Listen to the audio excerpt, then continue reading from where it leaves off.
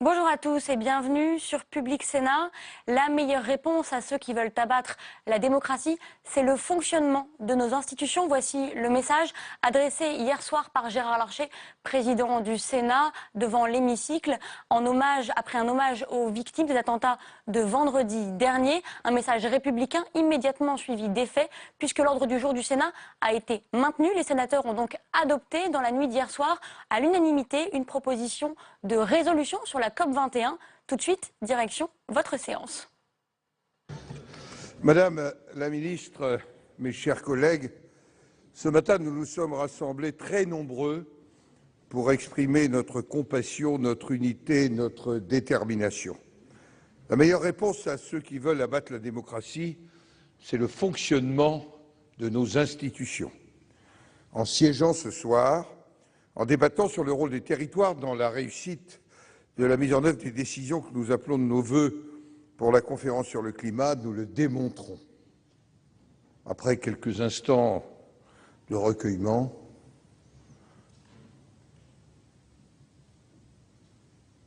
la séance est ouverte.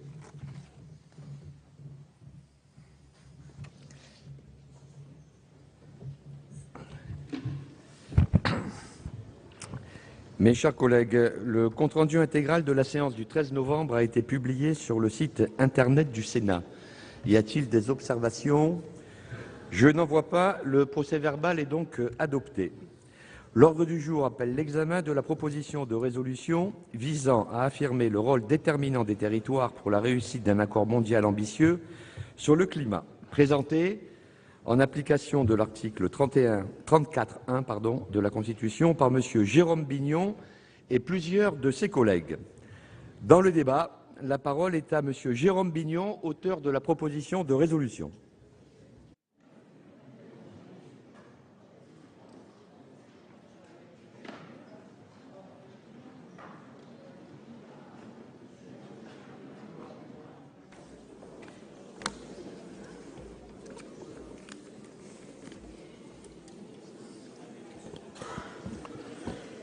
Monsieur le Président, Madame la Ministre, mes chers collègues, nous sommes réunis ce soir, comme vient de le dire le Président Larcher, pour examiner la proposition de résolution visant à affirmer le rôle déterminant des territoires pour la réussite d'un accord mondial ambitieux sur le climat.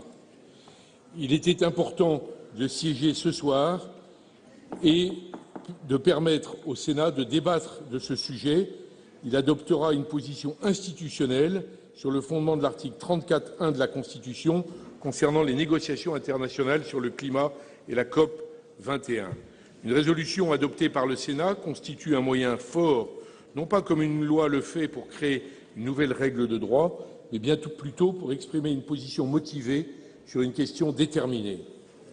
Signataire de cette proposition de résolution, je suis le porte-parole de tous les signataires et tiens à souligner qu'elle est avant tout le résultat d'un travail collectif de réflexion et d'écriture au sein de notre groupe de travail sur le suivi des négociations internationales, groupe élargi il y a plusieurs mois à l'initiative du président du Sénat, Gérard Larcher, qui a accompagné et encouragé personnellement tous nos travaux.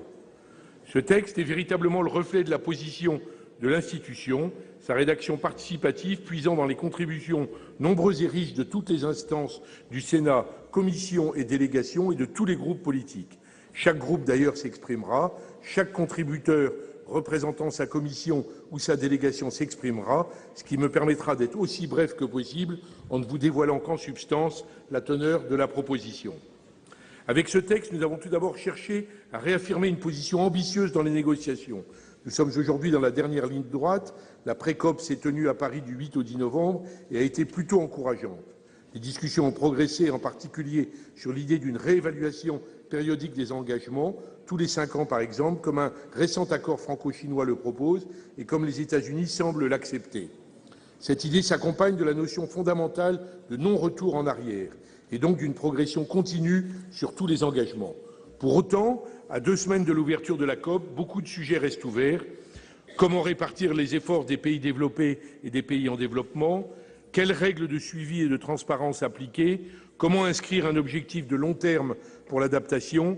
Faut-il mentionner l'objectif de limiter le réchauffement à 1,5 degré centigrade plutôt que 2 degrés, comme le souhaitent les pays les plus exposés, qui savent, eux, pertinemment que sur les 2 degrés en question, le premier degré vient déjà d'être atteint.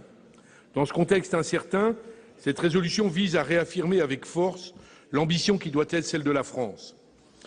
Il est important de ne pas perdre de vue l'objectif d'un accord contraignant, et cette question est liée à celle des mécanismes de mesure, rapport et vérification, dispositif appelé MRV, qui seuls permettront de garantir la bonne mise en œuvre de l'accord en toute transparence. Cet accord devra impérativement être universel, même si l'accord doit être équitable sur la base des responsabilités communes mais différenciées et respecter les capacités respectives de chaque État. Il faut que tous soient mobilisés face au défi global du changement climatique. L'accord devra enfin être financé, c'est là le nœud véritablement du problème. L'accord de Copenhague avait vu la création du Fonds vert pour le climat. Toute la question est désormais de l'abonder et de financer la lutte contre le changement climatique à hauteur des engagements pris. À ce sujet, il existe assurément des marges de manœuvre si, comme la résolution le préconise, les États suppriment progressivement les soutiens publics aux énergies fossiles, qui, je le rappelle, sont de l'ordre de 650 milliards de dollars. Ces trois conditions, un accord contraignant, universel et financé, sont certes exigeantes, mais elles sont incontournables et à la mesure de l'enjeu. L'urgence est bien là. La COP est probablement un des derniers moments de l'humanité, où l'humanité est en capacité d'inverser la tendance. Nous sommes dans une période où nous devons assumer notre responsabilité climatique. Je mesure bien que, comme l'écrit fort justement l'économiste Daniel Cohen, les sociétés démontrent toujours une capacité étonnamment faible à se projeter dans le futur. Et il ajoute de façon très pertinente ce que nous savons tous, la difficulté de l'action collective lorsqu'on doit payer des coûts immédiats pour un objectif de long terme est considérable. Pourtant, vous le savez, le dernier rapport du GIEC dresse un constat alarmant.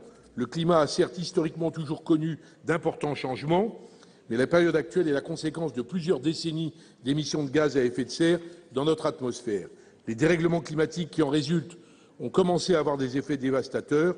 Tous les États, tous les individus seront touchés, mais tous ne seront pas égaux. Le changement climatique frappera plus fort les pays en développement, généralement plus exposés et plus vulnérables, et l'impact sera également différencié. Les plus faibles, les plus démunis, et parmi eux les femmes qui sont les plus fortement touchées du fait de leur plus grande pauvreté dans le monde.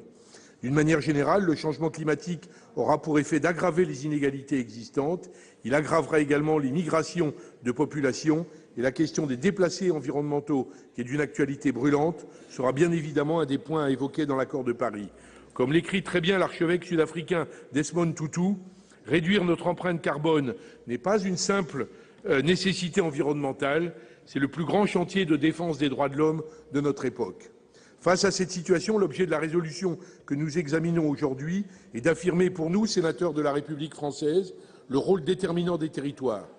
L'article 24 de la Constitution nous confère ce rôle en stipulant que le Sénat assure la représentation des collectivités territoriales de la République, c'est-à-dire à la fois les territoires et les collectivités qui administrent ces territoires. Ce rôle est déterminant parce que les territoires sont en première ligne face aux effets du changement climatique. Ils sont un échelon fondamental pour la compréhension des phénomènes à l'œuvre. Ce sont les territoires dans leur grande diversité, qu'il s'agisse de villes, de villages, de zones littorales, de montagnes, qui se trouvent confrontés aux catastrophes naturelles, à la montée des eaux, aux inondations, à l'érosion des côtes ou encore à la pollution de l'air. L'évaluation des mesures d'adaptation à prendre viendra évidemment du terrain. Et les territoires ne sont pas qu'un échelon important dans la compréhension du phénomène ou seulement les victimes des changements climatiques, ils sont aussi et avant tout l'échelon pertinent pour y répondre. À ce titre, la situation des territoires ultramarins français est unique et particulièrement remarquable. Ils sont présents dans toutes les zones géographiques, climatiques et océanographiques. Ils illustrent la diversité des effets du changement climatique. La menace s'exerce déjà très concrètement dans ces territoires, avec une fréquence accrue des épisodes météorologiques extrêmes, l'élévation de la température et du niveau des océans, la raréfaction de la ressource en eau ou encore la prolifération des espèces invasives qui posent problème d'un point de vue sanitaire, mais également pour l'agriculture et la préservation de la biodiversité. Ce stress climatique a conduit à une prise de conscience très rapide des collectivités et des acteurs locaux qui ont fait de nos Outre-mer aujourd'hui une véritable vitrine des réponses qu'on peut apporter à ces dérèglements. C'est ce que nous avons essayé de mettre en évidence, notre collègue Jacques Cornano et moi-même, dans un récent rapport pour la délégation à l'Outre-mer, élaboré dans le cadre du travail collectif évoqué au début de mon intervention. Les initiatives sont nombreuses, de la restauration des récifs coralliens et des mangroves au bon fonctionnement des océans, en assurant l'adaptation et la résilience des écosystèmes, en passant par la mise en place de nouveaux modèles agricoles ou le développement des énergies renouvelables. La résolution met donc en avant l'atout formidable des Outre-mer pour la France, à la fois caisse de résonance du changement climatique et laboratoire des politiques innovantes à mettre en œuvre, non seulement chez nous, mais aussi plus largement pour les pays de la Caraïbe, des océans Indien ou Pacifique. Plus globalement, et c'est là le sens de cette résolution, les territoires et les collectivités qui les représentent sont et seront longtemps des acteurs décisifs de la lutte contre le changement climatique. La COP21 traduit à ce titre une prise de conscience. Contrairement aux précédents accords climatiques, l'accord de Paris consistera d'une part en un accord international rassemblant les engagements des États, d'autre part en un agenda des solutions s'appuyant sur les initiatives des territoires et devant servir de boîte à outils pour mener des politiques d'adaptation partout dans le monde. Le programme des Nations Unies pour l'environnement estime d'ailleurs que 70% des actions pour le climat doivent être menées à l'échelle locale, au plus près des citoyens. Alors que les négociations internationales ont parfois tendance à se ralentir ou s'enliser, les collectivités mettent déjà en place de nombreuses actions, tant d'atténuation que d'adaptation. Je pense aux nombreuses initiatives concernant la maîtrise de l'urbanisation, le développement des transports collectifs et des mobilités propres, la rénovation thermique des bâtiments, la gestion des déchets ou encore le développement des énergies renouvelables. Je pense aussi aux initiatives prises pour la lutte contre l'érosion et la défense du trait de côte. Les littoraux sont particulièrement emblématiques dans la lutte contre les dérèglements climatiques, entre la préservation de notre patrimoine et valorisation économique. Ils sont depuis des millions d'années le point nodal de la délicate rencontre de la terre et de la mer, et leur attractivité qui ne se dément pas nous oblige. Manifester notre ambition climatique pour les littoraux, c'est aussi préserver les océans, dont le rôle est évidemment déterminant dans les phénomènes climatiques. Les collectivités sont aussi en pointe en matière de coopération décentralisée en assurant des partenariats humains et financiers ainsi que des transferts de technologies et d'ingénierie locale. Enfin, je pense au rôle essentiel des territoires dans la sensibilisation aux enjeux du changement climatique. Les collectivités sont proches des habitants, elles sont les mieux à même de porter un discours concernant l'éducation et la pédagogie sur les enjeux climatiques et ainsi favoriser l'appropriation du sujet par tous les citoyens. Cette sensibilisation n'est pas seulement verticale, les collectivités sont aussi les mieux placées pour recueillir les idées innovantes, accompagner les initiatives des habitants et les faire remonter ou les diffuser. Voilà donc l'objet de la résolution que je vous propose en mon nom et en celui de tous les collègues signataires. Je vous propose évidemment de l'adopter. Le dérèglement climatique est certes mondial, mais les solutions sont et seront locales. Dans cette résolution, et pour conclure, nous formons donc le vœu que la France non seulement affirme et mette en avant les territoires, s'appuie sur eux pour la mise en œuvre des actions d'adaptation, de développement et de financement, mais plus largement, que la France soit véritablement porteuse, dans le cadre de cette 21e conférence des parties, d'un changement de modèle de développement pour ce siècle, libéré du carbone et respectueux de notre planète. Je vous remercie. Merci, Monsieur Bignon. La parole est à Hervé Maurey, président de la Commission de l'aménagement du territoire et du développement durable.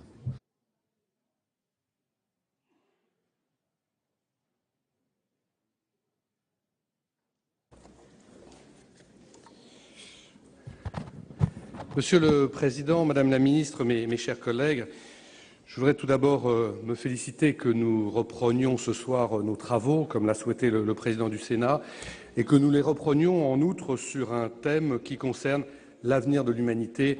J'y vois un beau symbole après les événements tragiques que nous venons de vivre. Le débat qui nous réunit ce soir fait l'objet d'une procédure tout à fait exceptionnelle, puisqu'avant les interventions des représentants des différents groupes politiques, vont intervenir les représentants de 6 commissions et de 3 délégations. C'est tout à fait exceptionnel et cela tient au travail tout à fait exceptionnel qui a été mené depuis plus d'1 an à la demande du président du Sénat, Gérard Larcher, travail qui a mobilisé la quasi-totalité des structures de notre Haute Assemblée. Le groupe de travail sur les négociations climatiques, tout d'abord, présidé par Jérôme Bignon, qui à l'origine était un groupe de travail interne à notre commission du développement durable et qui a ensuite été élargi à l'ensemble des commissions. La commission en charge du développement durable, qui bien entendu a procédé à de nombreuses auditions et à de nombreuses missions en France et à l'étranger, mais aussi les autres commissions, la commission des affaires étrangères, la commission de l'économie, la commission des affaires sociales, la commission des affaires européennes, et également 3 délégations, la délégation des droits des femmes, la délégation à l'outre-mer, dont Jérôme Bignon rappelait le travail important mené en commun avec la commission en charge du développement durable, et la délégation aux collectivités territoriales, dont je veux saluer l'important travail destiné à montrer l'impact des dérèglements climatiques sur nos territoires et le rôle de nos territoires dans cette lutte contre les dérèglements climatiques. S'ajoute à cela également le travail des groupes d'amitié, puisque les groupes d'amitié ont inclus à leur programme aussi bien d'accueil que de déplacement à l'étranger, un volet climat et un volet développement durable. Je ne serais pas complet si je n'évoquais pas non plus les colloques importants qui se sont tenus dans cette maison, et je pense notamment au colloque qui s'est tenu sur les religions et les dérèglements climatiques, qui a été un colloque très important. Et puis, dans quelques semaines à peine, dans cet hémicycle même, nous accueillerons, dans le cadre de l'Union interparlementaire, des représentants des parlements du monde entier qui adopteront une déclaration qui sera celle des parlements. Et cela montre bien cette volonté de notre Haute Assemblée de s'impliquer dans ce travail de la préparation de la COP. Et je crois que par ce travail, par cette mobilisation, le Sénat a fait la preuve de son implication sur le sujet et de sa volonté forte que nous arrivions tous ensemble à lutter contre les effets des dérèglements climatiques dont nous percevons déjà les effets dans un certain nombre de nos territoires. Et chacun sait que nous sommes ici les représentants de nos territoires. Je vous remercie. Merci, Monsieur le Président. La parole est à Monsieur Jean-Claude Lenoir, Président de la Commission des affaires économiques.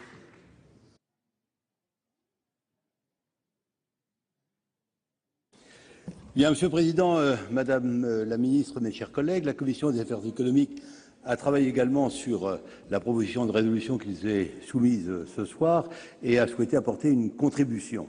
Je voudrais d'abord rappeler que, pour nous, il est absolument essentiel que le développement économique s'assoie sur à la fois l'efficacité économique, mais aussi sur la préservation de l'environnement. Position qui manque d'originalité, me direz-vous, mais qui guide néanmoins un certain nombre d'entreprises et même de citoyens de la société civile qui considèrent aujourd'hui que le prix de l'inaction serait évidemment plus élevé à terme que celui de l'action. Nous avons en commission retenu 2 idées forces que je veux vous soumettre ce soir. La première, c'est qu'il faut généraliser les mécanismes de tarification du carbone. Aujourd'hui, les entreprises le demandent. Elles demandent qu'il y ait un signal prix fort qui oriente les investissements vers des technologies économes en énergie et qui préservent notre planète. À cet égard, il faut souligner que l'ensemble des pays qui nous regardent ont besoin évidemment d'adopter aussi les mêmes mécanismes. Autrement, il y aurait déséquilibre et nous serons concurrencés par des pays qui seraient moins vertueux de par leur législation, et qui attirerait par des fuites de carbone des entreprises qui se délocaliseraient. La deuxième idée force, c'est que dans le mix énergétique qu'il faut promouvoir, il faut bien sûr porter l'accent sur les sources d'énergie qui ne produisent pas de gaz à effet de serre. Bien sûr, il y a le photovoltaïque, l'éolien, il y a la biomasse, mais il y a surtout le nucléaire. Je rappelle d'ailleurs que le GIEC, qui est le groupement intergouvernemental d'experts sur l'évolution des climats, range l'énergie nucléaire dans le catalogue des sources d'énergie non carbonées. À cet égard, la France dispose d'un avantage compétitif considérable qui fait que, après la Suède, nous sommes l'économie européenne qui est la moins carbonée et de loin devant l'Allemagne. Enfin, j'ajouterai que corrélativement, il faut évidemment supprimer toute aide, toute subvention à des utilisations d'énergie fossile, puisqu'il serait évidemment absurde d'avoir des taxes carbone d'un côté, peu importe d'ailleurs le mécanisme, que ce soit taxe carbone ou bien marché d'échange de quotas. L'important, c'est de faire payer le prix réel que coûte l'utilisation abusive de sources d'énergie fortement carbonées. Telles sont les deux propositions qui vous sont faites, qui sont incluses dans la proposition de résolution. Je m'en réjouis beaucoup et je vous invite à l'adopter. Merci, Monsieur le Président. La parole est à Monsieur Cédric Perrin, au nom de la Commission des Affaires étrangères, de la Défense et des Forces armées.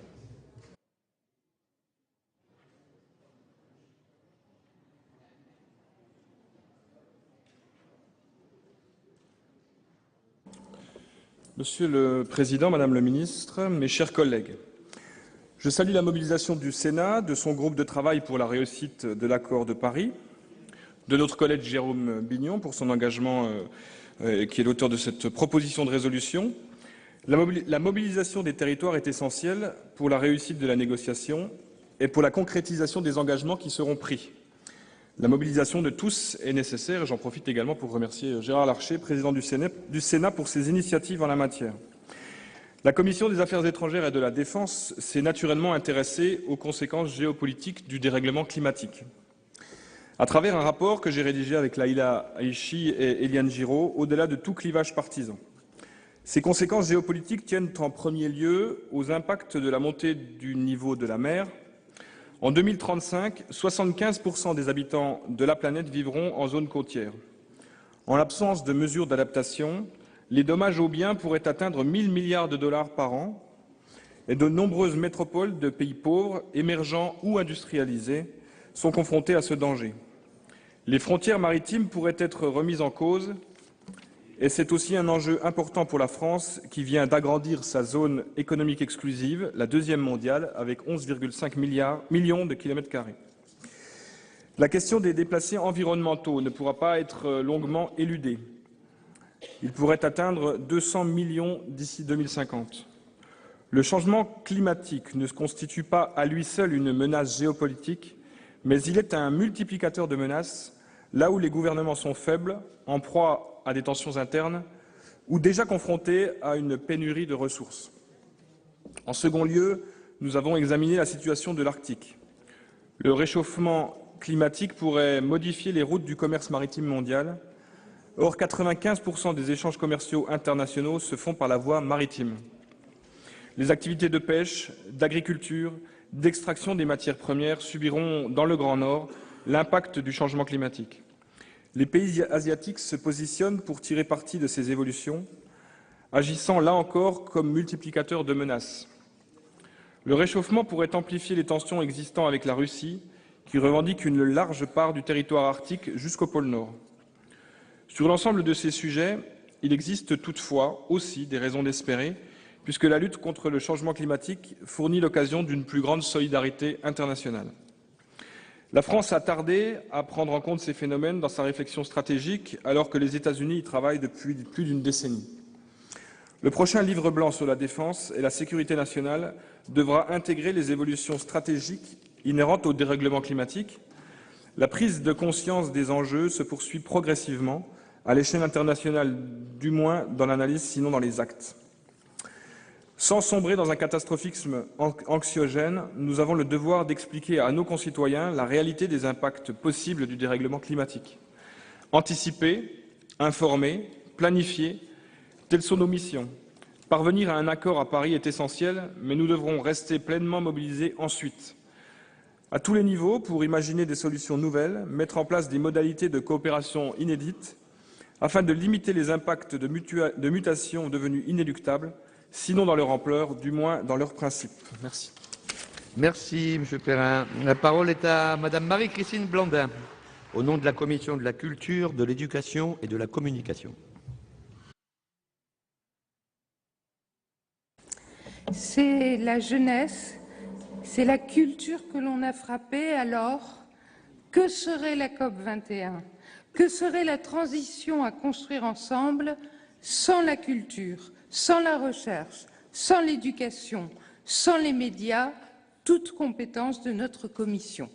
Je remercie M. Bignon et la présidente Morin-Desailly et les membres de notre commission de me permettre cette brève intervention.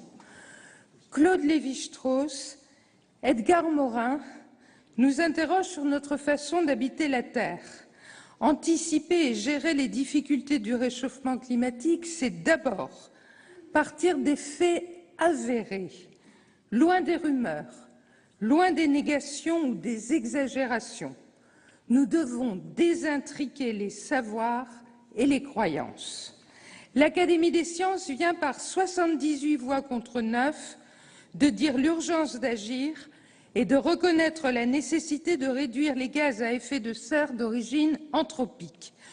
Tous nos organismes de recherche sont de longue date au travail, mais la complexité des phénomènes imbriqués, le besoin d'évaluer les capacités de résilience des territoires et la demande inédite des gouvernements d'avoir de l'aide à la décision ont changé les méthodes. Plus de transdisciplinarité, le CNES et l'IRD travaillent ensemble, plus de modélisation, l'INRIA que nous avons reçu au Sénat, plus de collaboration dans le temps, c'est le GIEC. Et le retour de l'apport du muséum pour trouver, aux côtés des innovations, des symbioses peu coûteuses avec les écosystèmes, comme la prévention des inondations ou le stockage naturel du carbone dans les sols, pour peu qu'ils soient riches de vie. L'éducation est une clé déterminante des connaissances mais aussi des compétences, l'éveil à l'environnement, l'apprentissage de l'altérité et de la coopération, car nous ne voulons pas voir nos enfants se battre pour le dernier litre de pétrole ou d'eau potable. Je n'oublie pas la formation professionnelle et agricole. Il nous faut des artisans et des ingénieurs de la sobriété, du recyclage et de l'éco-conception. Les tableaux des musées comme les photographies des archives nous montrent la biodiversité et les fumées d'usines d'hier.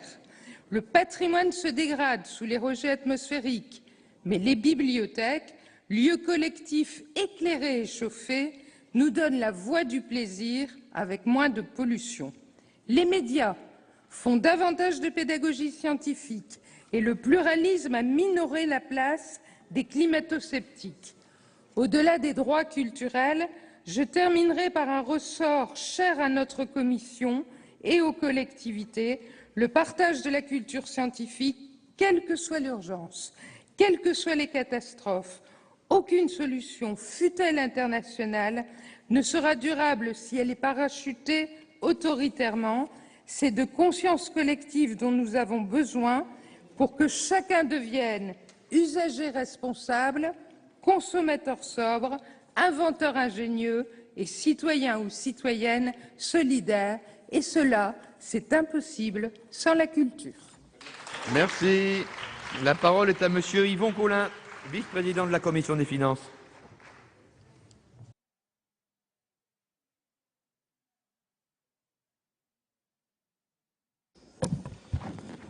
Monsieur le Président, Madame la Ministre, mes chers collègues, je viens vous présenter ici les travaux menés au nom de notre Commission des finances par Fabienne Keller et moi-même en tant que rapporteurs spéciaux de la mission Aide publique au développement sur les financements qu'accorde la France aux pays les moins avancés en matière de lutte contre le changement climatique. La France, c'est vrai, Madame la Ministre, accorde une certaine place au changement climatique dans sa politique de développement qui s'illustre notamment dans les objectifs quantitatifs qui ont été fixés par l'Agence française de développement.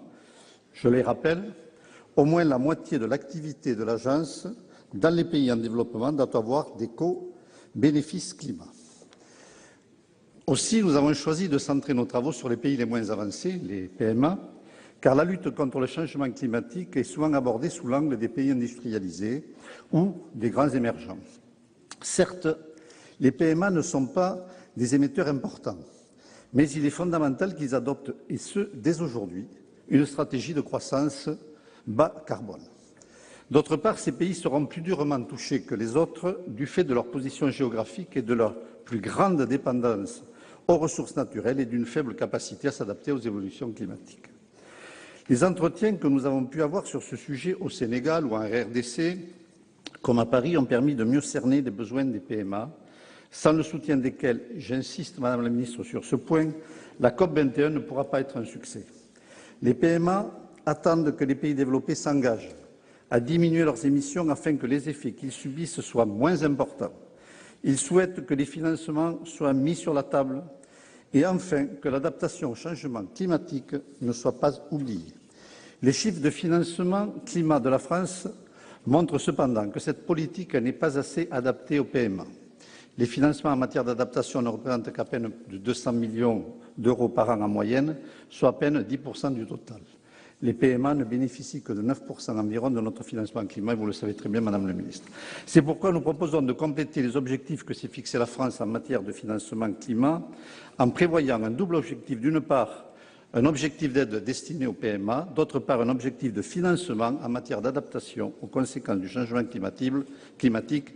Il semble raisonnable de fixer chacun de ces objectifs à 20% à l'horizon 2020. Il est également nécessaire que la France fasse son possible, notamment dans le cadre de la COP21, pour que ses partenaires des pays industrialisés contribuent au fonds vert pour le climat et que l'objectif d'accorder 100 milliards de dollars par an à l'horizon 2020 soit atteint. Enfin, étant donné le contexte budgétaire et économique, nous proposons de recourir au financement innovant. Les secteurs des transports aériens et maritimes, qui représentent à eux deux plus de 5% des émissions de gaz à effet de serre, pourraient être mis à contribution de façon importante. Je sais que ce n'est pas facile. En conclusion, nous félicitons donc que ce texte de proposition de résolution accorde une place particulière au PMA, au financement innovant, et formulons le vœu que la COP21 puisse être l'occasion d'adresser un véritable signal à ces pays qui sont en première ligne face au changement climatique. Je vous remercie de votre grande attention. Merci, Monsieur Collin. La parole est à Monsieur Jean Bizet, président de la Commission des Affaires européennes.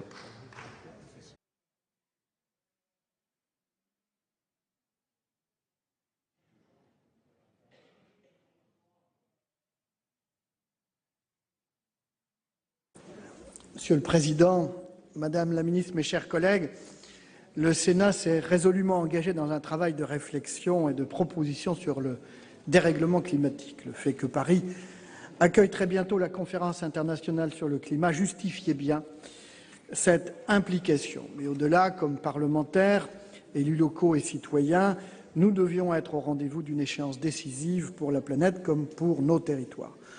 La Commission des Affaires européennes s'en est elle-même mobilisée. Deux de nos collègues, Mme Fabienne Keller et Jean-Yves Lecomte, ont analysé et évalué devant notre Commission la demande de l'Union européenne depuis la COP20 de Lima en décembre dernier, le prochain rendez-vous de Paris. À leur invitation, notre Commission a concentré ses conclusions sur un certain nombre de sujets qui seront au cœur d'un prochain accord. Je n'en mentionnerai ici que quelques-uns. Nous saluons en premier lieu le haut niveau d'exigence que l'Union européenne a imprimé à son action et à celle de ses États membres. En témoignent ces deux stratégies sur l'énergie et le climat de 2008 et 2014.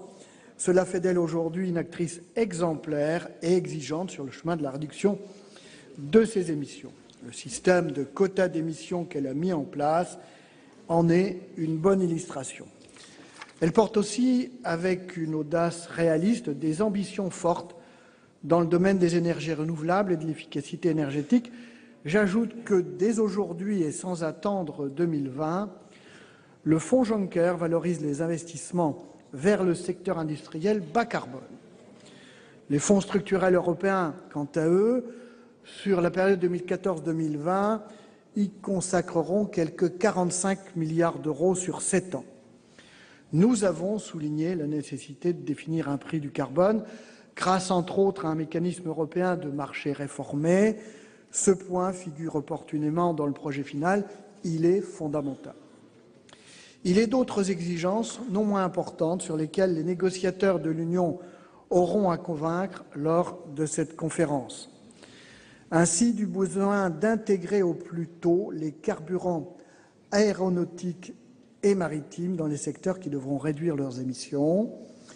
Notre Commission estime par ailleurs que les acteurs financiers, qu'ils soient publics ou privés, devront orienter leurs prêts et leurs investissements vers une industrie sobre en carbone. Ils devraient se dégager provisoirement du soutien aux énergies fossiles. La proposition de résolution dont nous débattons fait aussi une large part au rôle essentiel des collectivités territoriales et des municipalités. Beaucoup d'entre elles, en Europe et ailleurs, multiplient déjà l'initiative concrète contre le dérèglement climatique, quel que soit le résultat de Paris dans quelques semaines, et pour atteindre les objectifs d'un futur accord, c'est d'elles que naîtront les comportements collectifs envers l'environnement. Et c'est à elle qu'il reviendra de mobiliser toujours plus le concours quotidien de chacun. Voilà, Madame la Ministre, je ne peux que saluer l'initiative de notre collègue Jérôme Bignon et nous invite à prendre toutes les dimensions de cette résolution. Je vous remercie. Merci, Monsieur le Président. La parole est à Madame Chantal Jouanneau, présidente de la délégation aux droits des femmes et à l'égalité des chances entre les hommes et les femmes.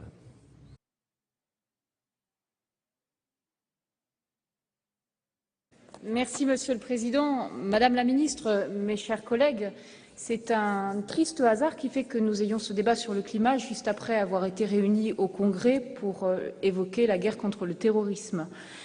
Or, il y a un point commun à ces deux sujets, c'est que les terroristes ont aujourd'hui pour première cible les femmes à travers le monde et que les dérèglements climatiques vont créer comme première victime des femmes. C'est un point que nous avons particulièrement analysé dans le cadre des tables rondes que nous avons organisées à la délégation aux droits des femmes pour contribuer au projet de résolution. Je vous invite à lire le rapport si vous ne l'avez pas déjà fait, et qui montre que les femmes vont être les premières victimes des dérèglements climatiques. Elles sont d'ores et déjà, l'essentiel de la pauvreté à travers le monde. 70% des personnes qui vivent avec moins de 1 $ par jour dans le monde sont des femmes. Or, dès lors qu'elles travaillent dans des secteurs qui vont être les plus touchés par les dérèglements climatiques, et notamment elles sont les agricultrices, 70% des agriculteurs en Afrique sont des femmes, elles vont être demain les plus touchées. Ce sont elles aussi qui s'occupent des corvées d'eau. Or, vous savez qu'avec les dérèglements climatiques, non seulement les rendements agricoles vont baisser de l'ordre de 25%, alors qu'il faudrait les augmenter de 60%, mais les distances pour aller chercher de l'eau vont être plus grandes. Ce sera moins de jeunes filles scolarisées dans ces pays. C'est un point que nous souhaitons tout particulièrement mettre en avant dans la résolution et je remercie Jérôme Bignon de l'avoir pris en compte. Le deuxième point que nous avons mis en avant, c'est que les femmes peuvent être aussi des actrices pour trouver des solutions concrètes à la lutte contre les changements climatiques parce qu'elles sont dans ces tâches quotidiennes. Ce sont elles, par exemple, qui ont trouvé comment remplacer le bois de cuisson par des fours solaires pour limiter justement la déforestation et les émissions de gaz à effet de serre. Or, les femmes sont rarement présentes dans les négociations climatiques. Elles représentent moins de 30% des délégations des négociateurs. Elles sont rarement destinataires des fonds publics pour lutter contre les dérèglements climatiques. Moins de 19% des financements vont à des projets portés par des femmes. Et ça aussi, c'est un point que nous souhaitions mettre en avant dans cette résolution. Les femmes doivent être prises en compte dans l'agenda des solutions, ce qui n'est pas le cas aujourd'hui, ce qui est un point qui fait polémique, je vous le rappelle, dans le cadre de la négociation. L'autonomisation des femmes n'est pas reconnue comme telle dans le cadre de la négociation.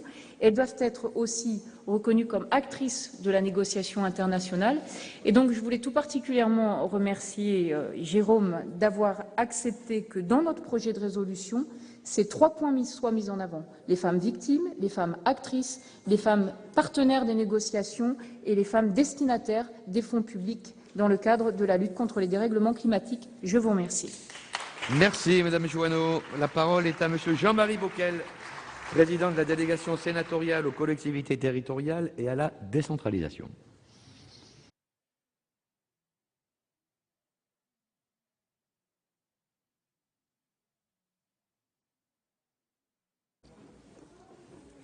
Monsieur le Président, Madame la Ministre, mes chers collègues, si les enjeux climatiques et énergétiques se jouent à toutes les échelles, mondiales, européennes, nationales, nous avons pleinement conscience du rôle de plus en plus important joué par nos territoires. Nouvelles formes urbaines, transport, habitat, déchets, économie d'énergie et énergie décentralisée, économie locale et circulaire, biodiversité, de manière générale innovation, sont autant de domaines de compétences sur lesquels les collectivités territoriales peuvent agir de manière globale, transversale et interactive. La question climatique impose une mobilisation de tous, collectivités, entreprises, associations, mais aussi l'ensemble des habitants. Plaque pivot entre les politiques publiques et les comportements personnels, Cette dimension territoriale que nous incarnons doit donc être considérée comme fondatrice dans la lutte contre les dérèglements climatiques. C'est dans ce contexte que la délégation aux collectivités territoriales a souhaité mettre en lumière le rôle déterminant joué d'ores et déjà, et depuis longtemps, par les territoires dans la perspective de la COP21 et témoigner de la diversité des initiatives de nos collectivités. Le rapport d'information « Les collectivités territoriales s'engagent pour le climat », publié la semaine dernière par la délégation, se présente comme un recueil de bonnes pratiques dont pourra s'inspirer toute collectivité désireuse de s'engager davantage encore dans cette lutte avec les moyens dont elle dispose, qu'il s'agisse d'une grande métropole, d'une petite commune, d'un département, d'une région. À travers le tour de France de nos 7 rapporteurs et leurs auditions, c'est un pays résolument dynamique et tourné vers l'avenir qui se révèle. Les collectivités territoriales sont véritablement engagées et à la pointe de la lutte contre le changement climatique, en tout cas beaucoup d'entre elles. Elles s'appuient sur leurs compétences très diverses, elles lancent partout des initiatives, expérimentent des solutions, prennent aussi le risque d'échec et engrangent des réussites. Oui, en dépit des difficultés économiques et financières auxquelles nous sommes confrontés, nos élus locaux préparent l'avenir, un avenir plus sobre, plus soutenable. Ils créent des conditions du développement aussi des emplois locaux de demain, car oui, raisonner climat pour un territoire n'est pas une contrainte insurmontable et désespérée. Au contraire, c'est une chance de penser le territoire de demain. Il fallait le dire et le démontrer. C'est ce que nous avons essayé de faire. La France pourra ainsi se prévaloir lors de la conférence COP21 du puissant facteur de crédibilité que lui apporte l'action de ces collectivités territoriales. Leur réussite montre l'existence d'une volonté nationale d'avancer. Pour être crédibles, nous devons être exemplaires. Grâce à nos collectivités, nous le sommes davantage. De plus, le succès des engagements que les États pourront souscrire en décembre prochain, et nous l'espérons tous, dépendra très largement de la capacité des collectivités à les mettre en œuvre. Sans la mobilisation des acteurs privilégiés de la transition énergétique que sont nos collectivités, l'accord de Paris risque de rester lettre morte. La proposition de résolution traduit parfaitement ces constats et ces objectifs. Du croisement de ce beau texte avec les analyses de notre délégation, mais aussi des autres travaux qui viennent d'être évoqués à l'instant de nos délégations et commissions, surgira, nous l'espérons, une puissante incitation parlementaire à ce que la négociation aboutisse à des résultats qui affermissent l'avenir. Merci, Monsieur le Président. La parole est à Monsieur Michel Magras, président de la délégation sénatoriale à l'Outre-mer.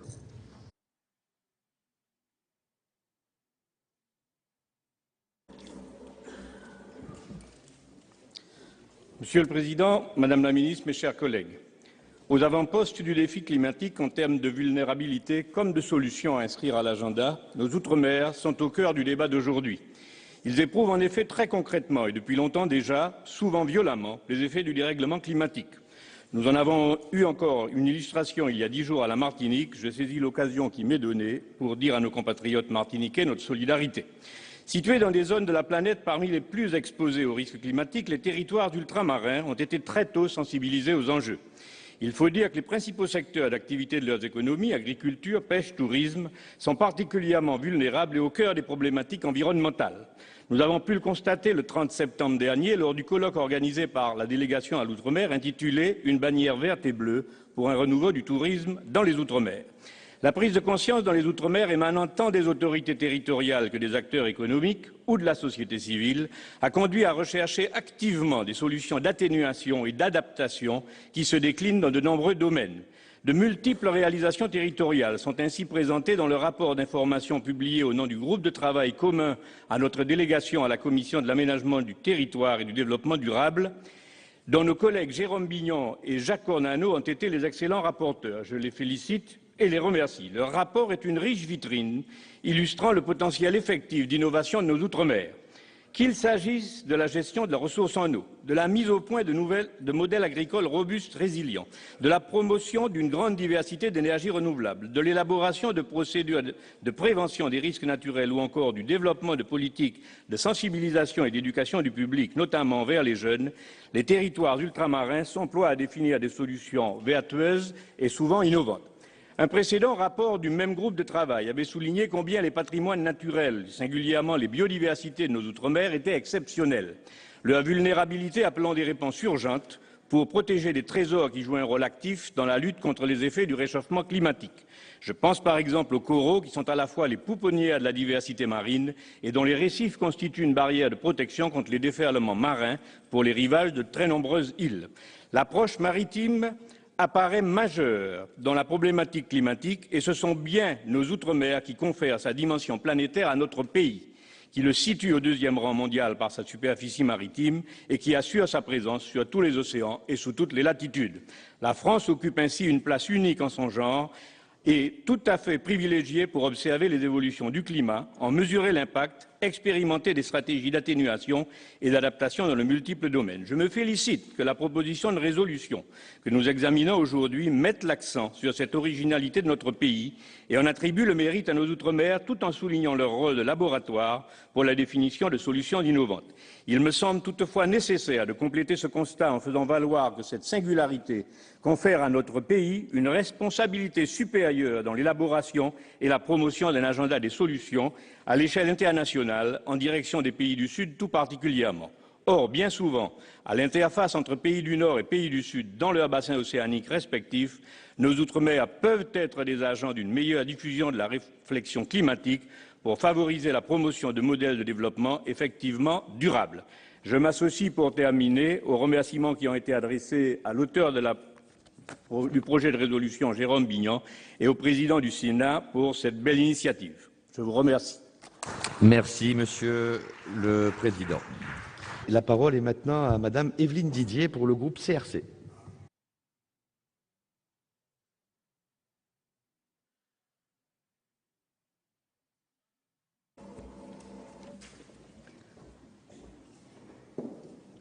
Monsieur le Président, Madame la Ministre, mes chers collègues, dans quelques jours à Paris, la communauté internationale aura la responsabilité historique de trouver un accord universel et contraignant permettant de lutter contre le dérèglement climatique.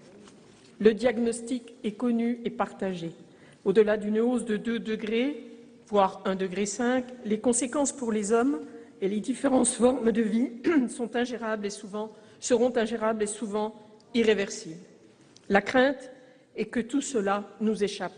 Sécheresse, inondations, disparition de pans entiers du territoire vont impacter directement la sécurité alimentaire et sans doute mettre la paix en péril. Ces menaces peuvent apparaître lointaines, mais ce n'est qu'une illusion. Les premiers réfugiés climatiques, les inondations au Bangladesh et dans le delta du Nil, la submersion d'archipels, la sécheresse de la bande sahélienne en Afrique de l'Ouest en témoignent, pour ne citer que ces quelques exemples. En France, les questions liées au dérèglement climatique se posent déjà. Ainsi, par exemple, l'ONF, qui doit gérer la plantation des arbres, est confrontée aux incertitudes liées à la capacité des essences à s'adapter au stress hydrique. Et notre collègue Michel Malgras vient de rappeler que les territoires ultramarins sont les premiers concernés.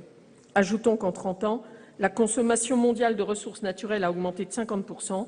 Nous vivons à crédit et le temps presse. En fait, la crise climatique est un facteur aggravant de toutes les autres crises. Si l'on ne peut préjuger aujourd'hui du contenu de l'accord final de Paris, le bilan du programme des Nations unies pour l'environnement ne conduit pas à être très optimiste. Il considère que les contributions présentées par les 146 pays pour endiguer leurs émissions de gaz à effet de serre ne sont pas suffisantes. Elles conduiraient à une hausse de température entre 3 et 3,5 à l'horizon 2100. Et la récente déclaration des États-Unis peut ajouter à l'inquiétude. C'est dans ce contexte que le Sénat, à travers le groupe de travail relatif aux négociations internationales sur le climat et l'environnement, sous l'impulsion du président Larcher, en collaboration avec les différentes commissions, a senti l'importance d'écrire un texte commun.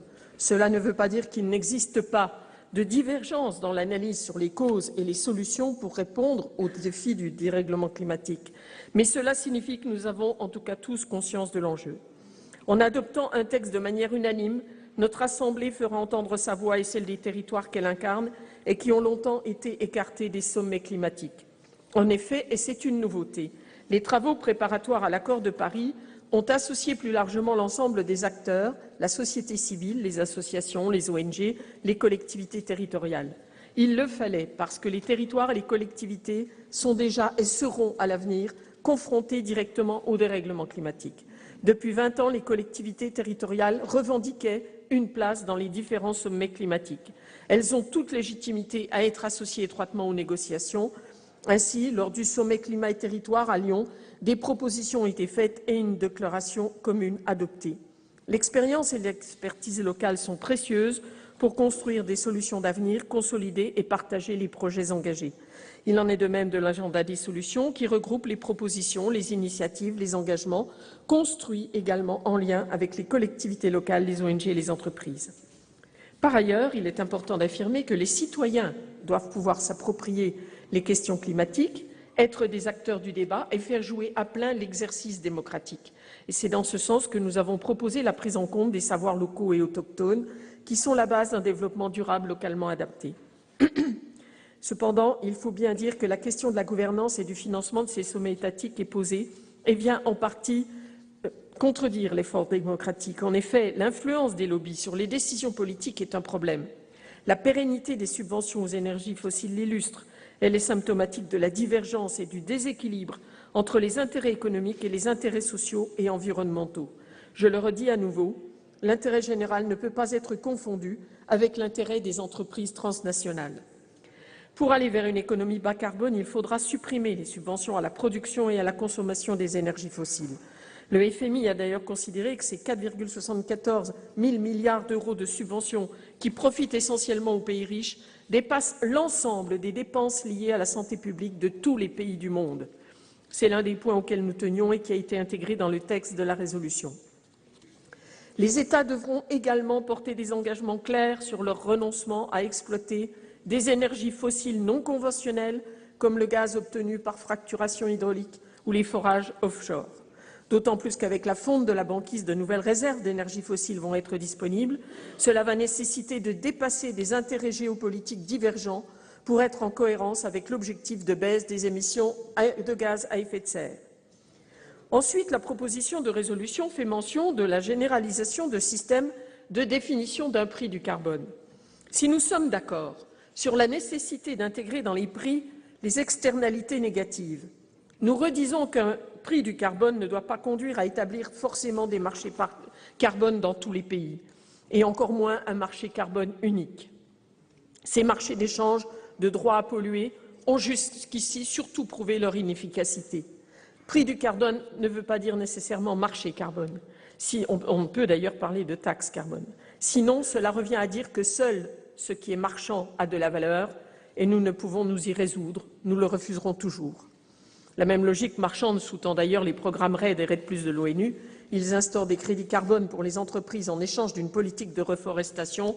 Et dans ce système, peu importe qu'il s'agisse de palmiers ou de sapins, en lieu et place de forêts riches en biodiversité, ce n'est pas ainsi que nous y arriverons.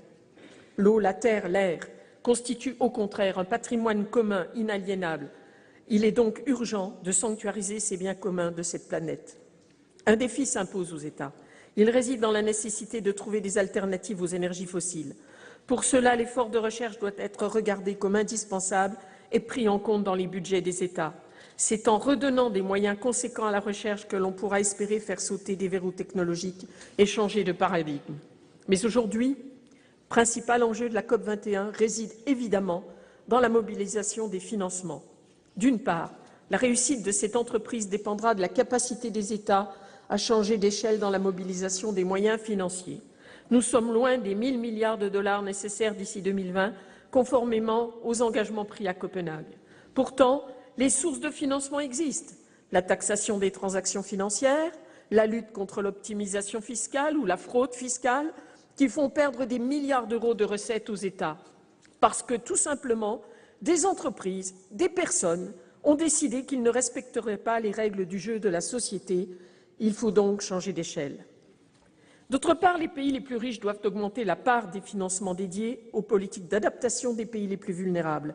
L'atténuation et l'adaptation sont complémentaires, il faut les rééquilibrer. Or, aujourd'hui, 91% des fonds verts bénéficient d'abord aux politiques d'atténuation. Enfin, et c'est un point crucial, les dérèglements climatiques renforcent les inégalités et la pauvreté. Ce sont deux fléaux contre lesquels nous devons lutter de front. Selon un rapport de la Banque mondiale publié la semaine dernière, 100 millions de personnes pourraient basculer dans l'extrême pauvreté dans les 15 prochaines années, c'est demain, si aucune action n'est prise pour freiner le changement climatique. L'impact serait particulièrement fort sur le continent africain, où le dérèglement du climat pourrait entraîner une flambée des prix alimentaires. L'Asie du Sud-Est serait elle aussi en première ligne. La planète a des ressources limitées. Il faut donc se poser la question du partage de ces ressources et, d'une manière plus générale, du partage des richesses produites. La proposition de résolution soutient le principe d'une responsabilité partagée mais différenciée. Les pays les plus riches doivent aider les pays les plus vulnérables. L'accès à l'énergie pour tous les peuples est à ce titre essentiel parce que c'est un facteur de développement humain. Les économies des pays développés ont surexploité les ressources au détriment de la planète et des hommes. Elles ont la responsabilité de réparer en tenant compte des risques et des vulnérabilités et en assurant l'accès des populations, notamment à l'eau, à l'alimentation et à la terre. Cela passe par la mise en œuvre de systèmes alimentaires résilients et durables. La proposition de résolution appelle la mise en place d'un nouveau modèle de développement respectueux de la planète. Nous pensons pour notre part que ce nouveau modèle, que nous appelons de nos vœux, est incompatible avec le modèle capitaliste et les politiques d'austérité. Mettre en œuvre une politique climatique sérieuse, c'est rompre avec les deux. En effet, nous disons, et nous ne sommes pas les seuls à le dire, que le capitalisme qui exploite les ressources et les hommes pour la satisfaction de 1% des humains les plus fortunés de la planète est la cause de tous les dérèglements constatés, notamment du dérèglement climatique. Ces 1% agissent comme des super-prédateurs en dehors de toute règle. Aujourd'hui, l'austérité s'attaque à tout ce qui favorise le bien-être humain, la santé, l'art, la culture, l'éducation. Rappelons-nous que la politique ne devrait avoir qu'un seul objectif, le bien commun des peuples. Aucun autre objectif ne peut lui être supérieur. Cette proposition de résolution a été cosignée par tous ceux qui ont participé à sa rédaction. Il faut saluer ici le travail de Jérôme Bignon, le rapporteur, président du groupe relatif aux négociations internationales sur le climat et l'environnement, qui a eu à cœur, à ce titre, de créer le consensus. Ce texte porte des exigences fortes concernant l'accord. Il s'appuie sur des considérants qui mettent en lumière l'importance accordée à la préservation de la planète, en rappelant des combats fondamentaux comme la lutte pour l'égalité entre les hommes et les femmes. Et Chantal Joanneau a bien dit ce qu'il fallait dire sur la question spécifique des femmes. La COP21 n'est qu'une étape, mais c'est une étape cruciale. Oui, l'humanité est aujourd'hui confrontée à un formidable défi. C'est pourquoi nous devons nous engager dès maintenant et devenir des bâtisseurs d'avenir. C'est la raison pour laquelle nous émettrons un avis favorable à l'adoption de cette résolution. Merci, Madame Didier. La parole est à Madame Françoise Laborde pour le groupe RDSE.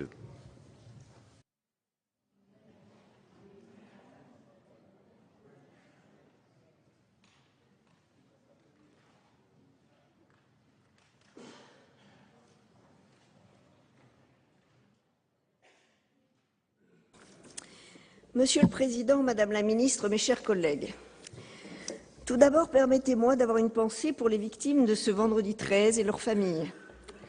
Bien sûr, je veux rendre hommage aux forces de l'ordre, au personnel médical, aux services publics, mais aussi à tous nos concitoyens qui ont fait preuve de solidarité de façon très spontanée. Je n'imaginais pas passer du Congrès de Versailles à cette proposition de résolution au Sénat sans transition et sans quelques mots de soutien et d'humanité. Dans 2 semaines, la France accueillera la 21e conférence des parties de la Convention des Nations Unies sur le changement climatique. La COP21, nouvelle étape de la réponse mondiale aux défis climatiques, est en effet très attendue. Le dernier rapport du groupe d'experts intergouvernemental sur l'évolution du climat confirme le réchauffement climatique et son origine en grande partie humaine. Nous en connaissons les dangers immédiats ainsi que les risques futurs. La multiplication des aléas météorologiques et l'élévation du niveau des mers entraîneront des bouleversements irréversibles sur l'environnement qui engendreront à leur tour des fléaux humanitaires tels que l'aggravation de l'insécurité alimentaire et les migrations environnementales, augmentant les risques de conflictualité.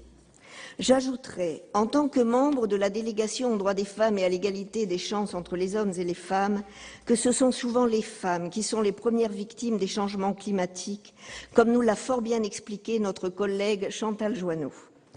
Il n'est pas trop tard pour éviter le pire, d'autant que c'est l'ensemble de la communauté internationale qui reconnaît aujourd'hui la nécessité d'agir plus fermement et sans tarder pour limiter le réchauffement mondial à 2 degrés d'ici 2050. Face à ce défi universel, on peut donc déjà se réjouir d'une volonté mondialement partagée. Par conséquent, la COP21 peut et doit réussir. Dans cette perspective, plusieurs principes doivent fonder cet accord. La proposition de résolution que nous examinons aujourd'hui les a intégrés dans ses considérants, en rassemblant de façon très complète tous les enjeux qui sous-tendent le changement climatique. Je salue à cet égard l'initiative du Sénat qui a fait un excellent travail d'analyse et de prospective au sein des différents organes saisis sur ce sujet. Le premier principe sur lequel je souhaitais revenir, c'est l'universalité des engagements. Comme je le disais à l'instant, on s'y achemine par une prise de conscience généralisée qui se concrétise aujourd'hui par une croissance du nombre d'engagements chiffrés de réduction des émissions carbone. Je rappellerai que seulement 35 pays industrialisés étaient liés par le protocole de Kyoto adopté en 1997. À l'aube de la COP21, 155 pays sur les 195 États partis à la Convention cadre des Nations Unies sur le changement climatique avaient déposé au 30 octobre dernier leur contribution à la réduction de leurs émissions.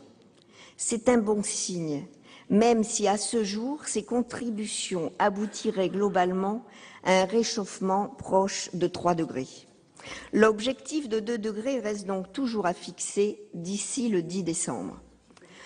Second principe, l'accord doit être équitable. Les conséquences des changements climatiques doivent être traitées par tous, puisqu'elles nous touchent tous. Mais on ne peut pas ignorer que la première responsabilité incombe aux pays développés, qui ont une dette carbone à l'égard des pays en développement et des pays les moins avancés. C'est le sens du fameux principe de responsabilité commune mais différenciée qu'il faut réaffirmer et surtout appliquer par des engagements financiers fléchés vers ceux qui en ont le plus besoin. La réussite de la COP21 dépendra des garanties qui seront mises sur la table pour abonder le fonds vert. L'objectif de 100 milliards de dollars d'ici 2020 devrait être concrétisé. La question reste cependant entière pour l'horizon post-2020, mais c'est demain. Ensuite, l'accord doit être contraignant. Il ne s'agit pas de mettre en œuvre des mécanismes de sanction, mais de s'accorder sur des outils de contrôle incitant aux bonnes pratiques. C'est le souhait de l'Union européenne et au sein de celle-ci, le vœu de la France. Le président de la République l'a souligné à Malte la semaine dernière en réponse aux propos du secrétaire d'État américain John Kerry. En tout cas, j'ose espérer, Madame la Ministre, que la diplomatie active qui est menée depuis quelques semaines pour parvenir à un accord très engageant viendra à bout des quelques résistances manifestées sans complexe par ceux qui, en outre, sont les plus grands émetteurs de gaz à effet de serre.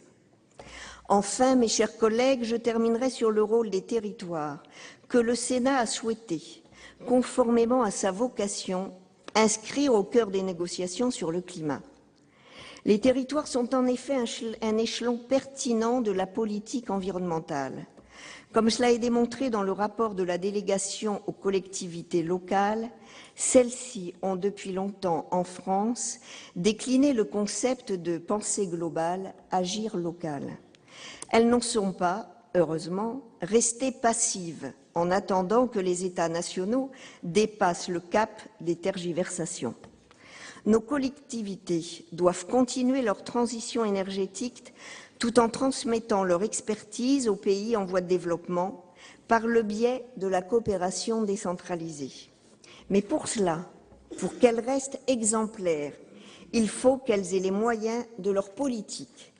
Sans vouloir ouvrir un débat que nous aurons ici même demain soir le rabotage régulier de leurs dotations oblitère leur capacité d'investissement. En attendant, mes chers collègues, la première urgence est de parvenir à un accord sur le climat, engageant la responsabilité des États, au premier rang desquels les pays développés, qui ont un devoir de réparation. Les réunions tenues en amont à Paris la semaine dernière, avec plusieurs ministres de l'Environnement et de l'Énergie, ont envoyé de bons signaux. Il nous reste à souhaiter que toutes les intentions récoltées se transforment en actions responsables et solidaires au bénéfice de l'humanité tout entière. Je vous remercie. La parole est à Monsieur Ronan Dantec pour le groupe écologiste.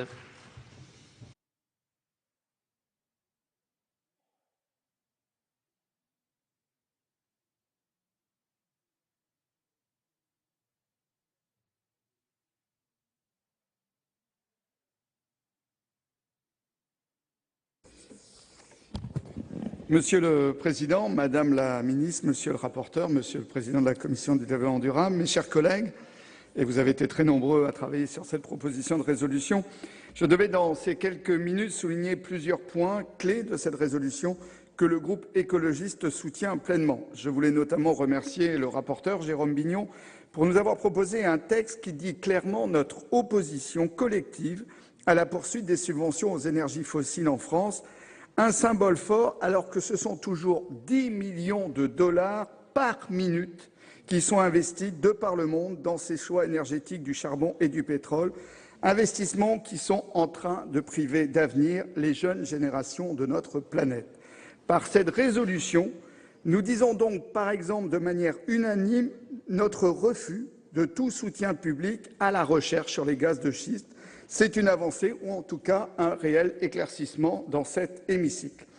Je voulais aussi, bien sûr, rappeler les mentions dans cette résolution sur le rôle des collectivités territoriales, ça a été évidemment dit avant moi, et il était important que le Sénat réaffirme que sans cette approche territoriale, il est totalement impossible d'atteindre les objectifs mondiaux de réduction des émissions de gaz à effet de serre. C'était le message du sommet mondial climat et territoire, message soutenu par bon nombre des principaux acteurs non étatiques mondiaux et donc pas seulement par les réseaux de collectivités territoriales. Et en tant que coprésident de ce sommet, je ne peux que me féliciter que notre message soit ici renforcé. Mais depuis vendredi soir, recevoir la conférence climat à Paris a pris d'autres dimensions. Je voudrais ici, comme d'autres avant moi, m'incliner devant les victimes de la barbarie, souvent de jeunes adultes, de jeunes parents. Nous devons à ces jeunes générations de mettre toute notre énergie pour bâtir un monde apaisé, un monde de sécurité où l'avenir est ouvert à tous. La protection des personnes ne pourra jamais être garantie seulement par des lois de sécurité, aussi justifiées soient-elles. Sans action résolue sur toutes les causes des désagrégations sociales qui sont le terreau du fanatisme et de la barbarie, alors nous ne pourrons y arriver.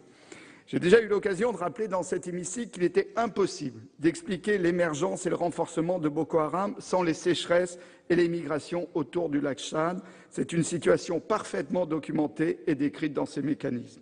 On ne peut pas non plus perdre de vue les sécheresses à répétition dans la période 2006-2010 en Syrie qui ont provoqué un exode rural massif fragilisant la société syrienne. On parle d'1 million de personnes déplacées. Aussi, redisons-le ici une nouvelle fois, sans accord ambitieux à Paris, crédibilisant un scénario de stabilisation du climat sous les 2 degrés d'augmentation, il est totalement illusoire de penser que nous pourrons construire au XXIe siècle un monde de paix, quels que soient les moyens militaires déployés. Le monde du dérèglement climatique est un monde de migration massive, de foyers terroristes, soyons-en parfaitement conscients. La COP21 peut être l'occasion pour le monde civilisé, à travers ses dirigeants, de venir témoigner à Paris de leur soutien à un pays meurtri. Mais s'ils ont pris la totale mesure de ce qui se passe aujourd'hui dans le monde, alors ils viendront d'abord à Paris avec des propositions réévaluées de réduction des émissions de gaz à effet de serre de leur propre pays, avec des engagements financiers crédibles pour accompagner le développement, l'accès à l'énergie et à l'éducation. Car redisons-le avec force, c'est bien le sous-développement et la faiblesse des systèmes éducatifs qui sont le terreau de l'obscurantisme, de ces sentiments d'injustice que des forces terroristes manipulent au service de leur fanatisme barbare. Sur cette question du financement, nous ne pouvons d'ailleurs qu'être déçus et inquiets des très faibles avancées du G20. Et je sais, Madame la Ministre, que vous suivez avec grande attention ces questions. Faibles avancées, faibles engagements au G20 qui augurent mal des négociations de la COP sur ce point. Or, sans crédibilité des propositions des pays riches sur le financement du développement et de l'adaptation, il y a un vrai risque d'absence totale d'accord à Paris. C'est d'ailleurs probablement, et je me tourne vers Hervé Maurey qui nous représente à l'IUP, c'est d'ailleurs peut-être le message d'urgence que les parlementaires du monde entier doivent passer à leur gouvernement pour justement les remobiliser sur cette question du financement. C'est un message que l'IUP pourrait passer dans cet hémicycle en plein milieu de la COP 21. Répondre aux enjeux climatiques n'est possible sans s'appuyer sur les dynamiques des acteurs non étatiques, associations, entreprises, collectivités. C'est l'une des forces de cette COP 21, à travers l'agenda des solutions, le Lima Paris Action Agenda, de rappeler que l'action concrète est le socle de la réponse aux défis climatiques. Au sommet de Lyon, justement, nous avions mis sur la table 1,5 gigatonnes d'engagement avant 2020 de la part des collectivités territoriales du monde, et ça n'est pas rien. Nous sommes, je vous l'avoue, Madame la Ministre, inquiets concernant le maintien à Paris de cette dynamique. Nous comprenons bien sûr les impératifs de sécurité qui s'imposent aujourd'hui aux autorités françaises, mais cela ne doit pas empêcher que s'expriment ces volontés d'action. Et nous sommes évidemment à la disposition du gouvernement pour étudier le bon équilibre. Il faut garder cet équilibre à Paris entre l'engagement des États et les dynamiques des acteurs non étatiques si nous voulons crédibiliser un scénario de stabilisation du climat. De même, et nous avons évidemment l'occasion souvent d'en parler avec le gouvernement, il faut des avancées réelles à Paris sur le rôle des collectivités territoriales, sur le fait de les associer à la gouvernance du climat, même si évidemment le cadre de base de la COP, des COP, c'est la négociation entre États. Il faut faciliter l'accès au financement pour les collectivités territoriales, notamment celles du Sud. Ce sont des enjeux majeurs du texte qui doit sortir de Paris. Ce soir, la Tour Eiffel scintille en bleu, blanc, rouge. Dans quelques jours, elle sera à nouveau aux couleurs de la COP et de la défense du climat, notre précieux bien commun. On la représente aujourd'hui comme un phare dans la nuit de l'obscurantisme. Demain, alimentée en énergie renouvelable, elle devra éclairer la voie pour un monde stoppant le dérèglement climatique et stabilisant par là même un XXIe siècle qui ne doit pas se résoudre au tragique, et dire avec force que coopération et responsabilité individuelle et collective sont nos moteurs pour donner son sens à ce si beau mot de fraternité. Je vous remercie. La parole est à Monsieur Jacques Cormano pour le groupe socialiste et républicain.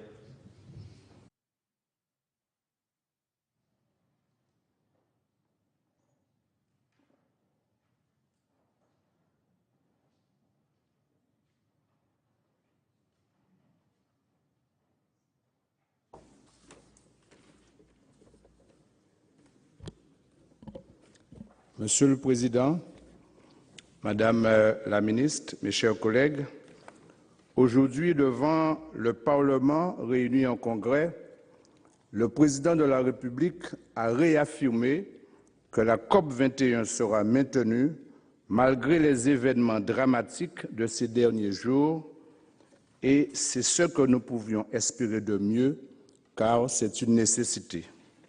En effet, lors de ce sommet, les pays du monde entier se tiendront debout ensemble à Paris pour réaffirmer que non seulement ils veulent vivre ensemble dans un monde libre et démocratique, mais qu'en plus, ils veulent bien vivre ensemble, œuvrant ainsi en pleine conscience sur la nécessité d'agir contre le réchauffement climatique. En préparation de la conférence de Paris, le Sénat, à l'initiative que je salue du président Larcher, s'est mobilisé afin de contribuer activement à la réflexion et aux négociations. Cette mobilisation a pris de nombreuses formes et la Commission de l'aménagement du territoire et du développement durable a été chargée de la coordination des différents travaux menés par les commissions et les délégations du Sénat. Ainsi, À la faveur du caractère transversal de la problématique, la Commission de l'aménagement du territoire et du développement durable, en accord avec la délégation à l'outre-mer, a confié à mon collègue Jérôme Bignon et moi-même, après la mise en place d'un groupe de travail, la rédaction d'un rapport relatif à la biodiversité des Outre-mer face aux enjeux du changement climatique. Nous avons choisi systématique la biodiversité, les énergies renouvelables, l'eau, une ressource en voie de raréfaction, la préservation et la gestion des risques, l'éducation au développement durable, pour donner une visibilité propre aux DROM-TOM, départements et régions d'outre-mer, dans le débat sur les conséquences du changement climatique. Les conclusions et propositions du rapport viendront, nous l'espérons, nourrir la proposition de résolution qui est discutée ce soir. Car, nous l'avons répété, les Outre-mer ne doivent pas être les oubliés, possédant 80% de la biodiversité, aussi avec une superficie de 11 035 000 km², la France possède avec les Outre-mer la deuxième plus grande zone exclusive du monde après les États-Unis. Notre rapport a privilégié une approche territoriale en adéquation avec la mission constitutionnelle du Sénat et nous avons concentré notre réflexion sur l'adaptation au dérèglement et au réchauffement climatique des politiques publiques menées dans nos Outre-mer, tout en mettant l'accent sur les projets innovants ou emblématiques. Nous pensons en effet que le modèle linéaire extraire, produire, consommer, jeter arrive nécessairement à son terme et nous croyons fermement qu'il est impératif de faire évoluer le schéma vers une économie circulaire fondée sur le principe que les déchets des uns peuvent devenir la matière première des autres.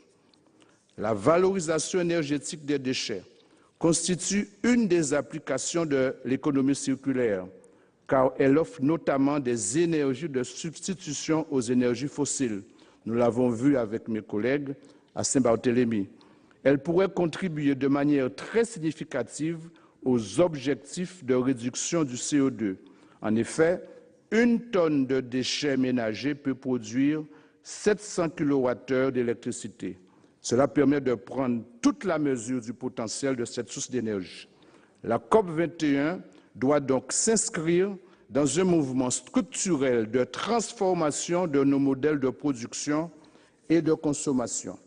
Pour cela, nos territoires ultramarins, en dépit de leur grande vulnérabilité liée à une exposition accrue aux risques naturels et aux conséquences du changement climatique, constituent une énorme chance pour la France, une chance pour notre pays d'apporter une contribution majeure aux recherches et expérimentations menées en matière de lutte contre le changement climatique et d'adaptation à ces évolutions.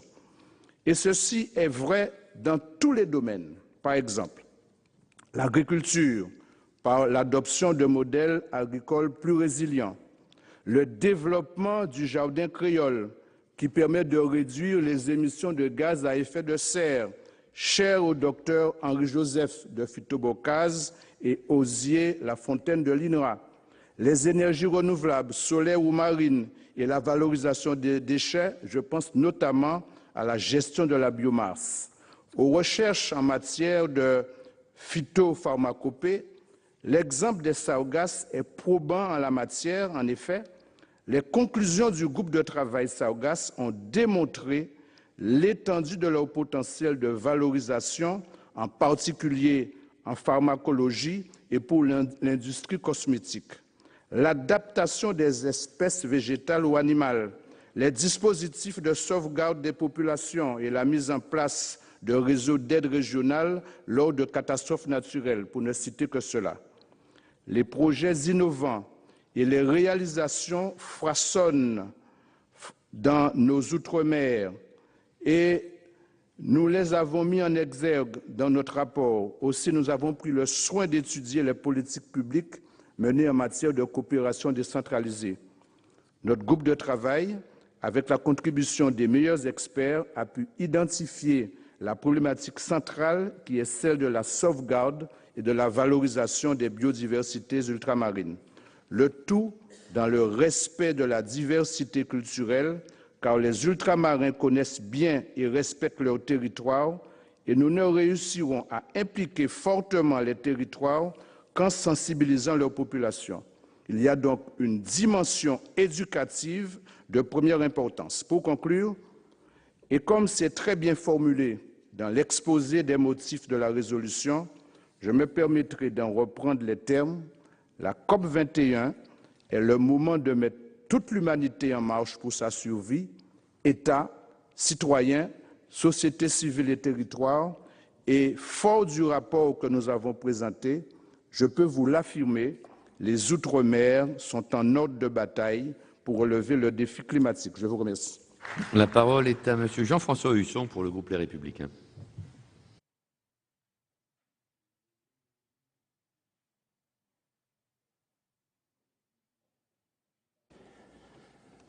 Bon, un petit coup. Merci.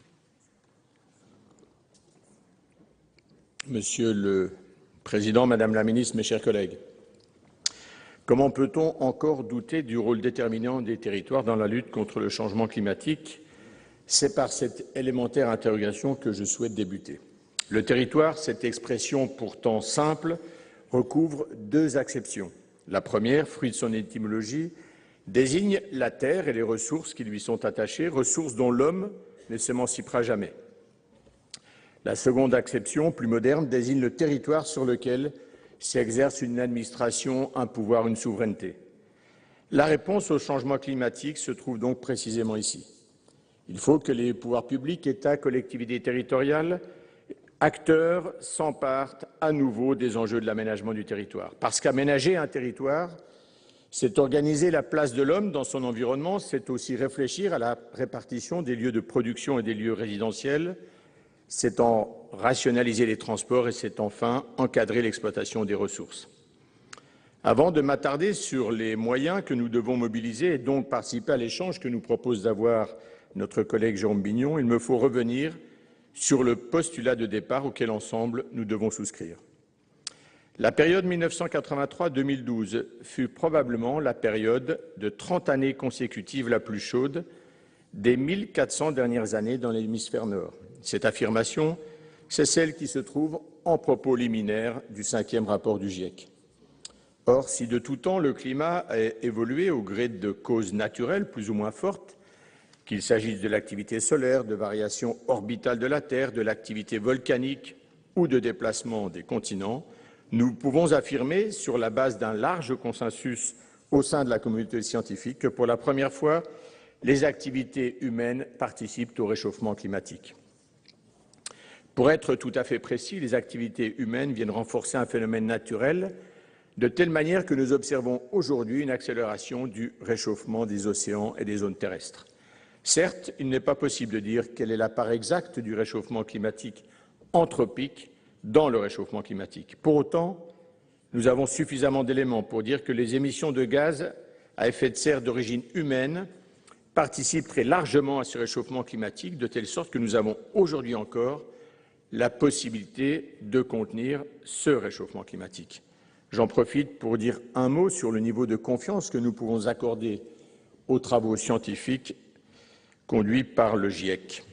Le GIEC qui a dû essuyer de vives critiques par le passé, notamment du fait de sa structure intergouvernementale, mais également du fait du caractère insuffisamment nuancé de ses conclusions. Aujourd'hui, le 5e rapport du même GIEC se montre plus précis qu'il ne l'a jamais été, chacun des résultats faisant l'objet d'une évaluation de telle sorte que certains d'ailleurs se trouvent largement pondérés. Nous pouvons donc nous entendre sur un premier constat simple qui ne stigmatise aucun pays ni aucune industrie ou secteur d'activité.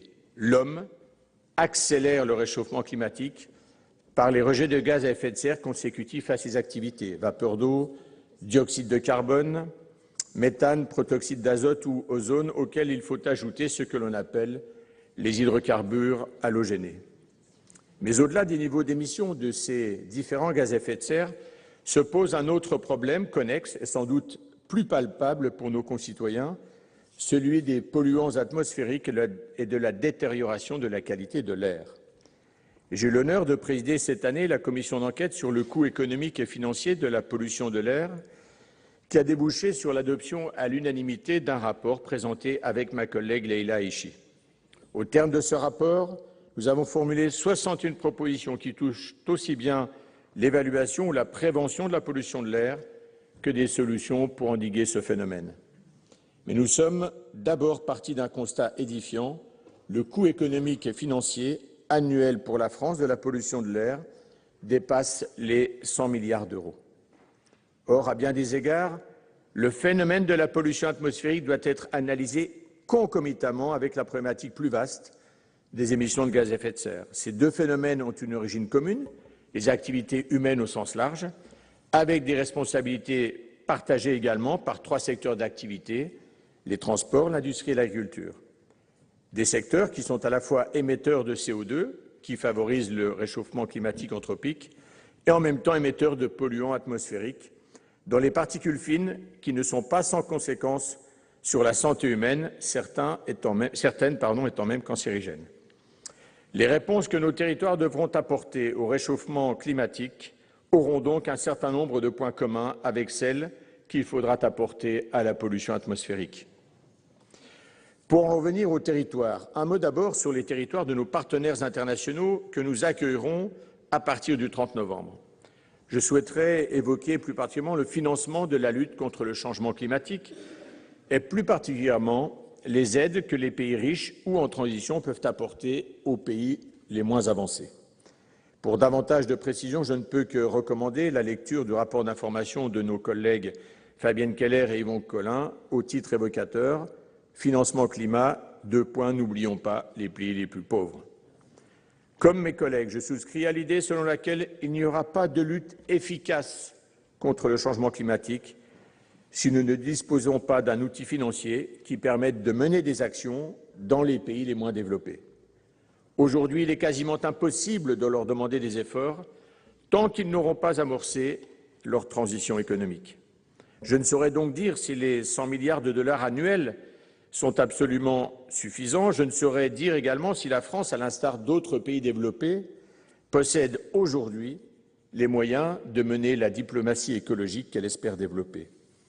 Aussi, je souscris à l'idée de trouver des ressources exogènes pour le financement de la lutte contre le changement climatique, ressources qui peuvent être le produit d'une taxe sur les transactions financières, mesure politiquement délicate, ou bien provenir du marché européen de carbone, dont les potentialités seront plus modestes.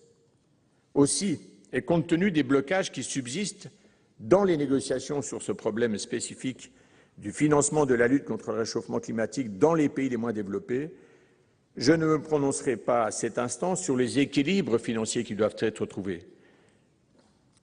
Je voudrais maintenant insister sur la situation dans le Pacifique. Et pour ce faire, je m'exprimerai portant la voix des préoccupations exprimées par mon collègue Robert Laofoulou, qui, parce que victime d'un léger malaise tout à l'heure, ne pourra pas s'exprimer devant vous à cet instant.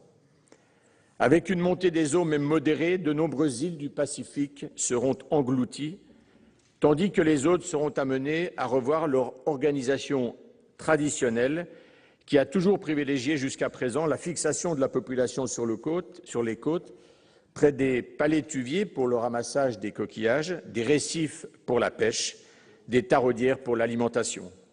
C'est donc un déplacement important de personnes qu'il faut envisager. La population de Wallis et Futuna est sensibilisée à la montée des eaux, car si elle a toujours connu des tsunamis et des cyclones, ces phénomènes extrêmes se multiplient. Et durant ces 2 dernières décennies, des côtes ont été inondées, entraînant l'évacuation provisoire de villages. Depuis ces drames, les chefs de village ont aménagé des accès pour évacuer les habitants dès le déclenchement des sirènes.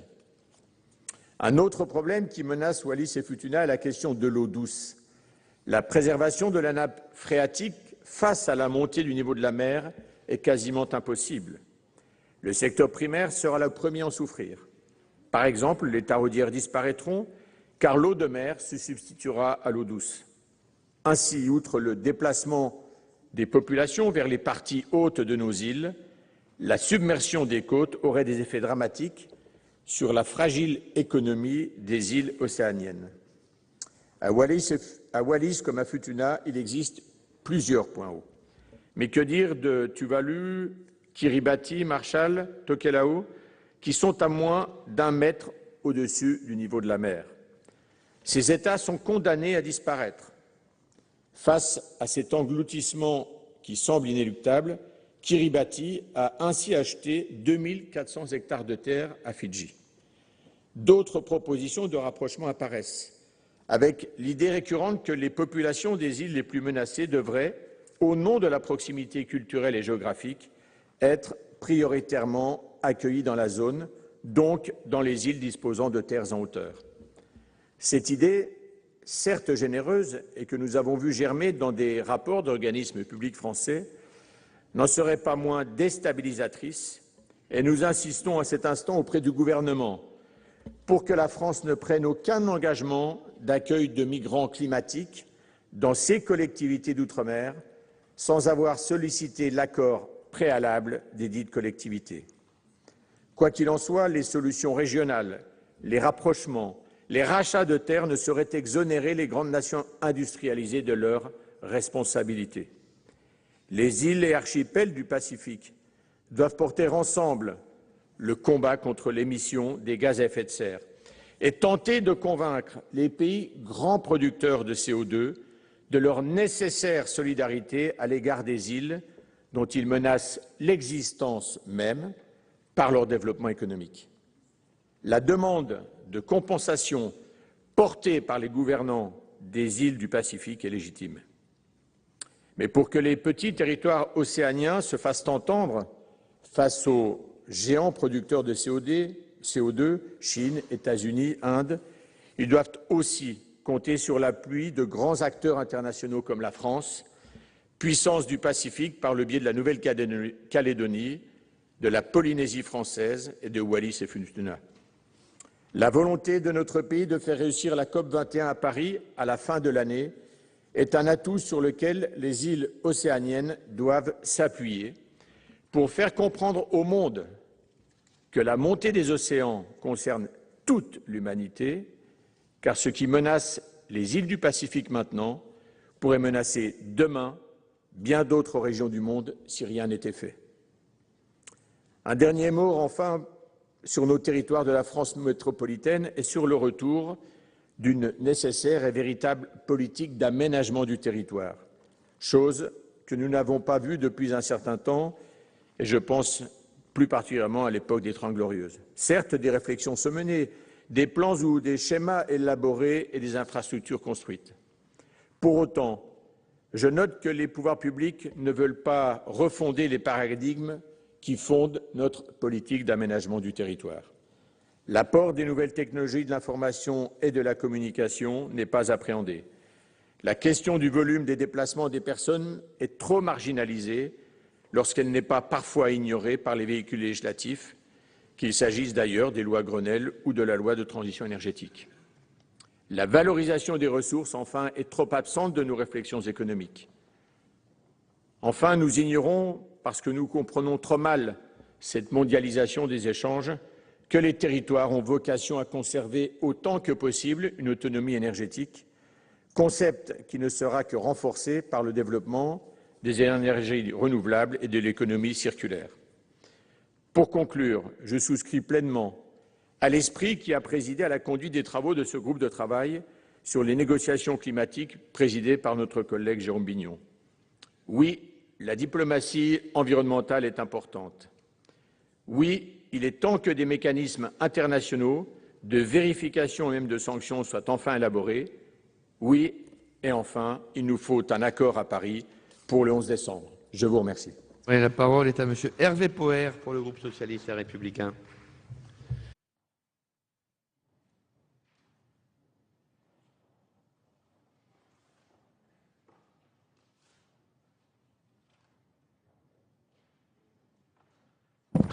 Monsieur le Président, Madame la Ministre, mes chers collègues, il n'est pas facile de parler du raisonnable quand on vient d'être confronté à l'horreur. comme il n'est pas facile de parler d'intelligence collective quand on nous impose l'image de l'obscurantisme. Et c'est bien difficile, mais, comme l'a dit le président de la République tout à l'heure, parler de l'avenir de la planète et l'avenir de l'homme, c'est aussi montrer que les barbares ne peuvent pas gagner. Et puisqu'on est là pour parler du climat et d'avenir, parlons-en. Les scientifiques ont parlé, les experts ont confirmé et les inquiétudes se précisent. Dans ce domaine-là, comme dans d'autres d'ailleurs, on ne peut pas ne pas savoir, on ne peut pas ne plus savoir que le climat est en train de changer. Et pour les simples citoyens alertés que nous sommes, 4 évidences s'imposent.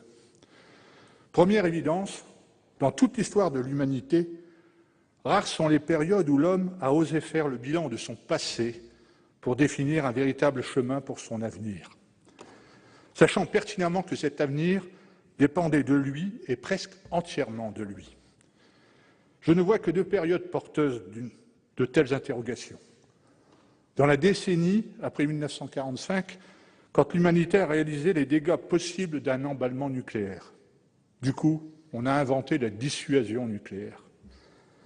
Et après 1980, quand quelques scientifiques ont osé poser la question « Ne sommes-nous pas responsables, sans le savoir, de certains phénomènes ?» Le sans le savoir est important, car on admet que l'ignorance peut, pour beaucoup, excuser certaines choses, mais aussi que la certitude peut, pour quelques-uns, rendre inexcusable. Deuxième évidence, le processus est en marche. Il n'y a pas besoin d'écouter les radios pour le découvrir, pas besoin d'être spécialiste pour s'en apercevoir. Et n'importe quel observateur de bonne foi vous avouera qu'un événement centennal a une fâcheuse tendance à devenir décennal, qu'un événement décennal a la curieuse tendance à devenir annuel, et qu'un événement annuel exceptionnel a la mauvaise habitude de devenir un classique hivernal. De plus, la forme même de l'événement climatique tend à se modifier. Le nord de la France, dont je suis originaire, était habitué, depuis des siècles, à des pluies fines continues, voire au crachin breton. Mais depuis quelques années, et de plus en plus fréquemment, nous pouvons parfois jouir de bonnes pluies de type tropical. Seul problème, c'est que notre aménagement du territoire et notre aménagement de l'espace ne sont pas prévus pour ce type de précipitations. Et nous vivons là-haut, au nord de la France, dans des polders, dans la zone des Watringues, nous qui sommes juste au niveau, ou bien souvent sous le niveau de la mer. Nous sommes de plus en plus préoccupés par le fonctionnement de nos pompes qui rejettent l'eau à la mer. Et notre territoire ne vit que parce qu'il y a des canaux, des fossés, des écluses et des pompes. De plus, nous sommes devenus des spécialistes de la CatNat, des dossiers de catastrophes naturelles. Et il nous arrive même, à l'occasion de travaux, de faire poser des caniveaux de montagne pour absorber les trop-pleins d'eau. Imaginez, Madame la Ministre, des caniveaux de montagne dans le plat pays. Quel paradoxe! C'est vrai que cette problématique ne touche que 450 000 personnes. Et c'est une problématique moins aiguë et potentiellement moins dramatique que dans d'autres régions du monde. Mais ça nous rappelle simplement que nous ne sommes pas à l'abri de certains incidents. Troisième évidence, l'homme n'est pas programmé socialement et psychologiquement pour faire du préventif. Il ne faut pas en avoir honte, c'est comme cela. Très naturellement et sans doute très inconsciemment, l'homme se dit qu'il passera toujours à côté. Alors le préventif, on le laisse pour les autres. Et on fait du curatif quand malheureusement on en a besoin. Or, vous le savez, le tout curatif, ça ne marche pas toujours. Et parfois, on risque d'avoir des séquelles, dans le sanitaire, dans l'environnement et dans d'autres domaines d'ailleurs. Et cette inaptitude à faire du préventif caractérise les hommes, mais aussi parfois les structures et les collectivités. D'ailleurs, quatrième évidence, la solution sera collective et je aurais rajouté ou ne sera pas. Les nuages n'ayant pas de frontières, les vents n'ayant pas de maître et les poisons étant souvent invisibles. Et cette dynamique collective, cette volonté collective et cette destinée collective, tout cela est en train d'être imaginé, tout cela est à construire, tout cela est à imposer comme une évidence parce que c'est une évidence. Et nous remercions tous le Président de la République et le gouvernement pour l'engagement et le volontarisme dont ils font preuve. Et quand on dit collectif, cela veut bien signifier nation, citoyens, force économique, force politique, force spirituelle, collectivité et individu. Tout le monde dans une dynamique collective, car on n'a pas vraiment le choix. Aussi, permettez-moi d'être franc. Dans ce domaine-là, on a encore beaucoup de convictions à faire partager. Pas seulement avec certains gros pollueurs, pas seulement avec certains États, mais aussi avec beaucoup de responsables et de décideurs dans notre propre pays. Vous le savez, tout le monde ne croit pas à la troisième révolution industrielle. Tout le monde n'a pas la même définition de l'urgence. Et certains élus utilisent encore les termes développement durable comme on utilise de la confiture, pour badigeonner d'un peu de couleur et pour se donner un peu de goût à leur dossier. Mais ils n'y croient pas vraiment, et d'autres priorités s'imposent à eux.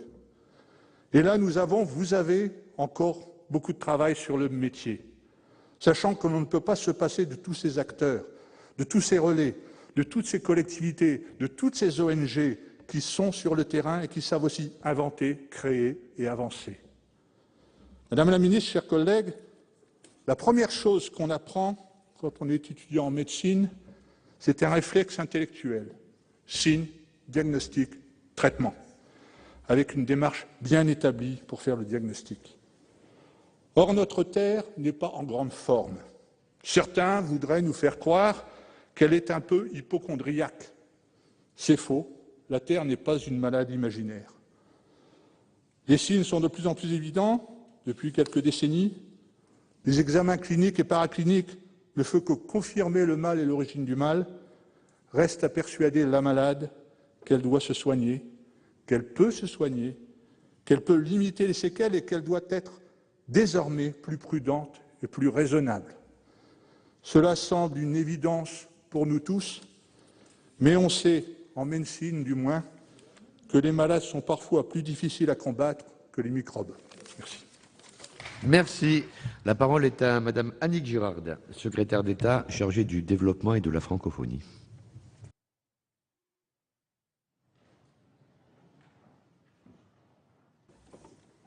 Monsieur le Président, Mesdames et Messieurs les sénateurs, vous avez fait le choix de reporter à ce soir l'examen de la proposition de résolution déposée par le sénateur Bignon dans un contexte pesant et dramatique qui a choqué l'ensemble des Français et la communauté internationale, et juste après le Congrès où nous étions tous.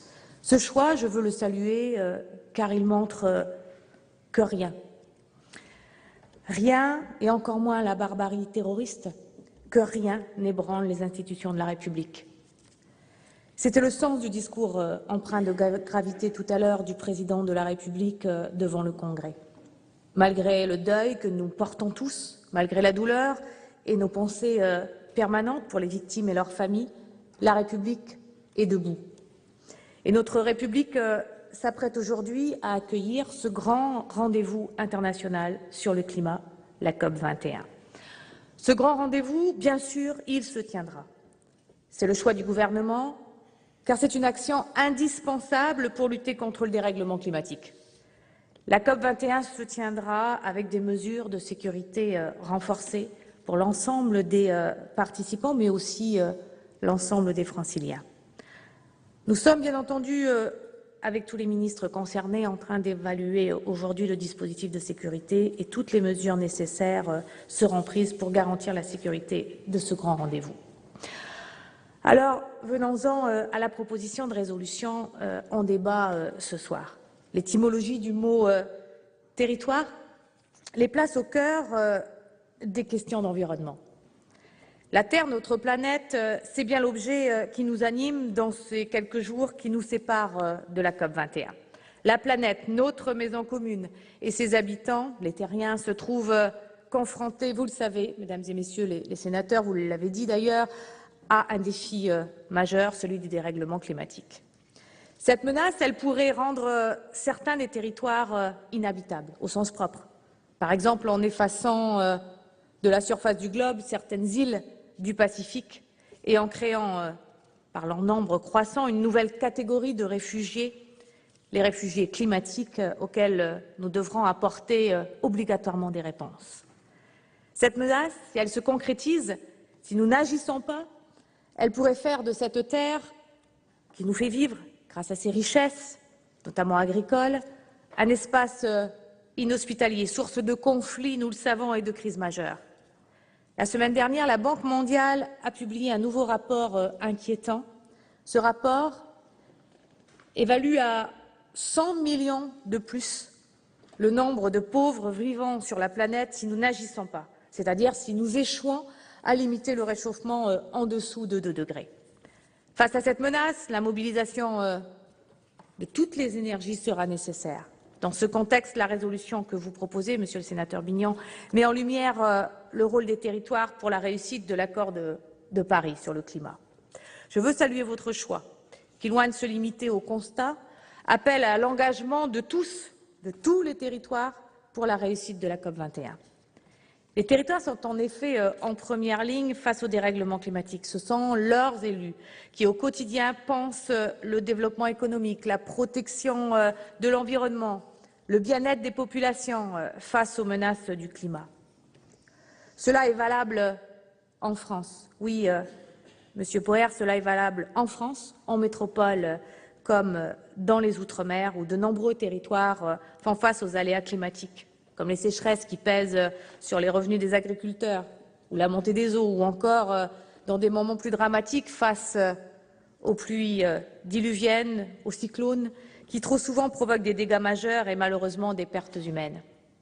Ces phénomènes devraient s'accentuer avec le dérèglement climatique et les territoires sont donc au cœur d'une mauvaise bande-annonce, celle d'un monde où le chaos climatique s'imposerait.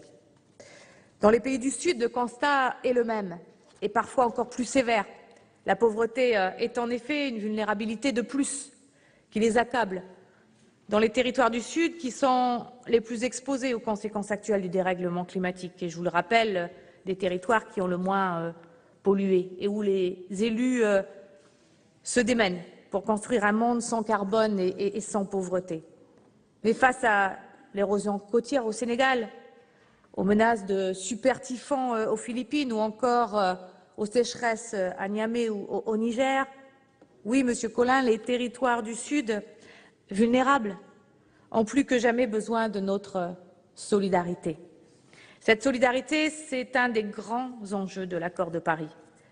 Car pour la première fois dans l'histoire de ces négociations sur le climat, nous avons l'opportunité d'écrire un accord international qui apporte des réponses concrètes aux victimes du dérèglement climatique.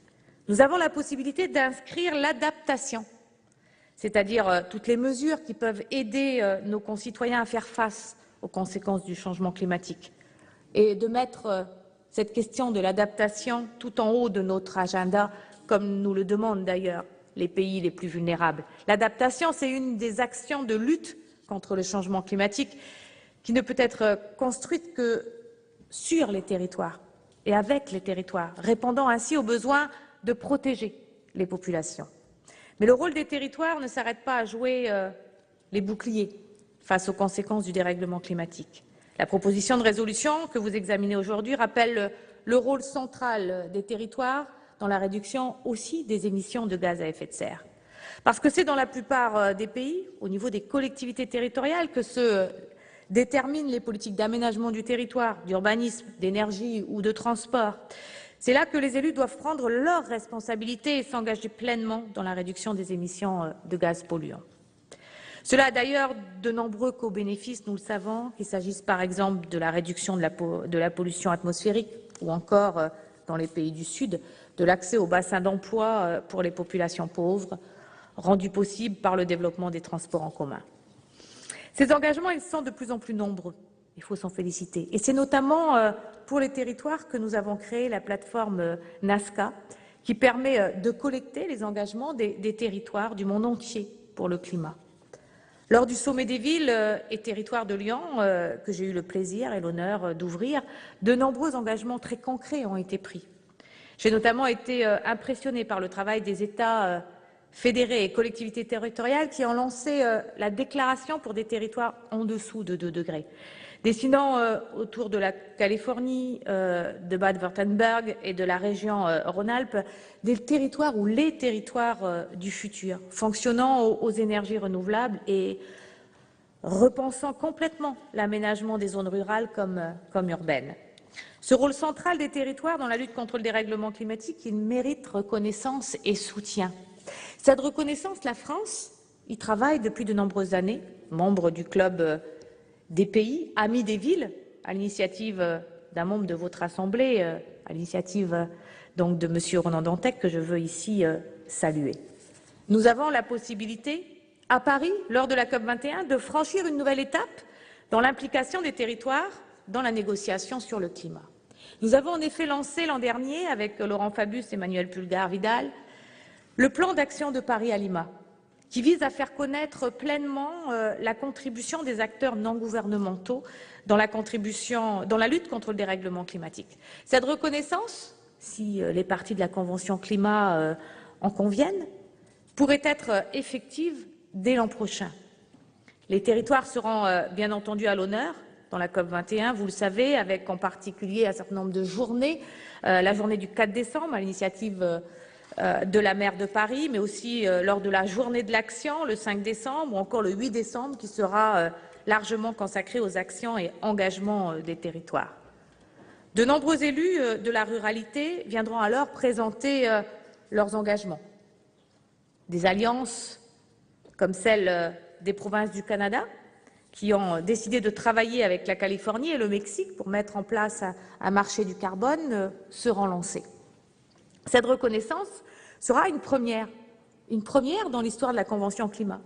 Elle répondra à un grand nombre de propositions contenues dans cette PPR. La ministre de l'écologie, on parlait tout à l'heure de l'exemplarité de la France, la ministre de l'écologie, Ségolène Royal, et la ministre du logement, Sylvia Pinel, ont ainsi entrepris une large mobilisation des territoires dont elles ont rendu compte lors du dernier Conseil des ministres. Certains exemples méritent d'être soulignés. Par exemple, la France a ainsi pour objectif de parvenir à 500 territoires à énergie positive sur la croissance verte. Début 2015, c'est donc notre objectif. 212 territoires ont été labellisés. On a un appel pour 1500 projets de méthanisation en 3 ans. Ça a été lancé en septembre dernier. Il y a 58 territoires qui ont été lauréats fin 2014 d'un appel à projet pour les territoires zéro déchet, zéro gaspillage. Et un nouvel appel à projet est annoncé là dès juin 2015. A été annoncé dès juin 2015. Au niveau international, nous avons aussi mené un certain nombre d'actions avec Laurent Fabius. Un appel à projet doté d'un demi-million d'euros a été lancé pour encourager la solidarité et le partage de compétences sur le climat entre les territoires du Nord et les territoires du Sud. La France est le premier pays, ça a été dit tout à l'heure, premier pays au monde à avoir financé, avec l'Agence française de développement, des prêts non souverains pour des collectivités territoriales dans les pays du Sud. Et effectivement, nous avons déjà mis en place un certain nombre de contraintes permettant que l'ensemble de nos actions en faveur des pays du Sud, ou au moins 50%, soient en faveur ou soient des projets climato-compatibles. Alors, notre ambition est de soutenir à travers un certain nombre de projets, un certain nombre d'actions avec l'Agence française de développement, d'ici 2020, plus de 100 villes qui veulent avoir une action de lutte contre le dérèglement climatique.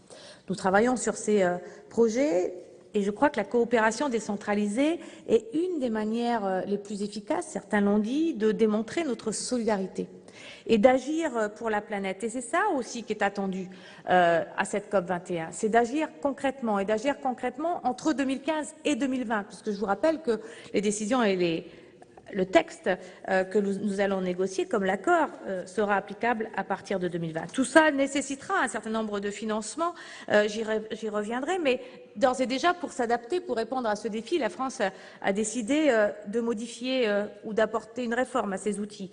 Et je pense notamment au rapprochement de l'Agence française de développement avec la Caisse des dépôts et consignations, annoncé par le Président de la République, qui permettra d'être davantage à l'échelle. Je pense aussi aux 4 milliards d'euros annoncés par le Président de la République qui permettront effectivement de renforcer notre politique d'aide au développement et plus particulièrement d'action en faveur du climat. Vous avez évoqué, M. Bignon, M. Madras, M. Guerriau, les Outre-mer. Et moi aussi, je veux ici le faire, les Outre-mer qui subissent également fortement les conséquences du dérèglement climatique, comme chez moi d'ailleurs à Saint-Pierre-et-Miquelon. Mais au-delà de subir ces dérèglements climatiques, ces derniers sont aussi, et vous l'avez dit, une chance pour le monde dans la lutte contre le dérèglement climatique. Parce que la Guyane partage la forêt amazonienne avec le Brésil et le Pérou, parce que la Martinique, la Guadeloupe, la Réunion sont aussi exposés aux cyclones et autres catastrophes climatiques que leurs voisins de la Caraïbe ou de l'océan Indien, parce que la Polynésie est solidaire des États et des atolls du Pacifique. Nous avons donc ensemble le devoir de partager notre ambition, mais aussi surtout nos savoir-faire avec nos voisins dans chaque bassin maritime. Les Outre-mer, je crois que certains ont utilisé ce mot, sont des laboratoires de la lutte contre le dérèglement climatique, tant en matière d'adaptation que d'atténuation. Ces territoires dont la générosité n'est plus à démontrer sont souvent à la pointe en matière d'énergie renouvelable ou de prévention des risques. Ils représentent donc pour les petits États insulaires en développement ce que la France a de plus fort à offrir. La solidarité de l'action, l'unité et la détermination à agir. Et puis, dernière question peut-être sur le financement ou dernière remarque sur le financement, M. Bignon. Oui, il nous faut tenir l'engagement des 100 milliards d'euros par année à partir de 2020. Nous sommes aujourd'hui, chiffre OCDE, à 62 milliards de dollars. La France passera de 3 à 5 milliards de 2015 à 2020. Il faut aussi mobiliser pour être au rendez-vous des 100 milliards le secteur privé, pour qu'il finance aussi l'économie verte. Il faut réorienter bien évidemment les subventions aux énergies fossiles vers le renouvelable. Il faut faire un effort supplémentaire pour les pays pauvres et vulnérables sur l'adaptation. Et puis, il faut que ce fonds vert, qui a été, dont les annonces ont été faites à hauteur d'un peu plus de 10 milliards, soit au rendez-vous des projets ou du financement des projets concrets. On en est aujourd'hui à 8 projets concrets. Je voudrais dire que ce n'est pas toujours une question de financement, mais aussi une question de capacité à monter les dossiers pour pouvoir être sélectionnés dans le cadre du Fonds vert. Donc s'ouvre là toute une autre réflexion sur le soutien aux pays les plus vulnérables. Alors je vais conclure en disant que les territoires français, la France et son gouvernement sont donc déterminés à réussir cette grande négociation de Paris, c'est-à-dire de parvenir à un accord universel, juridiquement contraignant et ambitieux qui permette de maintenir le réchauffement climatique en deçà de 1,5 degré à 2 degrés. J'insiste sur le 1,5, moi qui suis une insulaire, pour rappeler que 1,5, c'est déjà la disparition d'un certain nombre d'îles dans le Pacifique. Cette tâche, elle n'est pas aisée, on le sait tous, mais vous l'avez vu, nous avons déployé, nous avons mobilisé l'ensemble de la diplomatie française. Avec l'ensemble des pays, nous avons dialogué avec la Chine, bien sûr, que nous avons su convaincre pour qu'elle s'engage, avec les États-Unis également, qui s'interrogent aujourd'hui sur la portée contraignante de l'accord de Paris. Cette tâche, nous l'accomplissons partout, avec les grandes puissances de ce monde, mais aussi avec l'ensemble des pays pauvres et des pays vulnérables. C'était l'engagement que la France avait pris, permettre que dans cette COP21, la voix de tous puisse être entendue, y compris la voix des plus fragiles et des plus vulnérables. Je tiens à saluer la mobilisation de l'ensemble des commissions et des délégations du Sénat ce soir sur la question du dérèglement climatique et depuis, bien sûr, de nombreuses semaines ou mois de travail de votre côté également, parce que nous avons tous en commun cette terre, nous l'avons en partage et que nous sommes convaincus du rôle des territoires. Le gouvernement émet donc un avis favorable au vote par le Sénat de cette proposition de résolution. Merci beaucoup. Merci, Madame la Ministre. Bien, chers collègues, nous allons procéder au vote sur la proposition de résolution. Je vous rappelle que la conférence des présidents a décidé que les interventions des orateurs valaient explication de vote. Je mets donc aux voix la proposition de résolution. Qui est pour? Qui est contre? Qui s'abstient? La proposition de résolution est donc adoptée à l'unanimité. Voilà, vous venez de suivre le vote de cette proposition de résolution sur la COP21 adoptée à l'unanimité hier soir par les sénateurs. Une COP21 qui finalement sera maintenue à partir de fin novembre prochain, dans une dizaine de jours à peine, mais sous très haute surveillance. Voilà pour cette séance. Très bonne suite des programmes sur les chaînes parlementaires.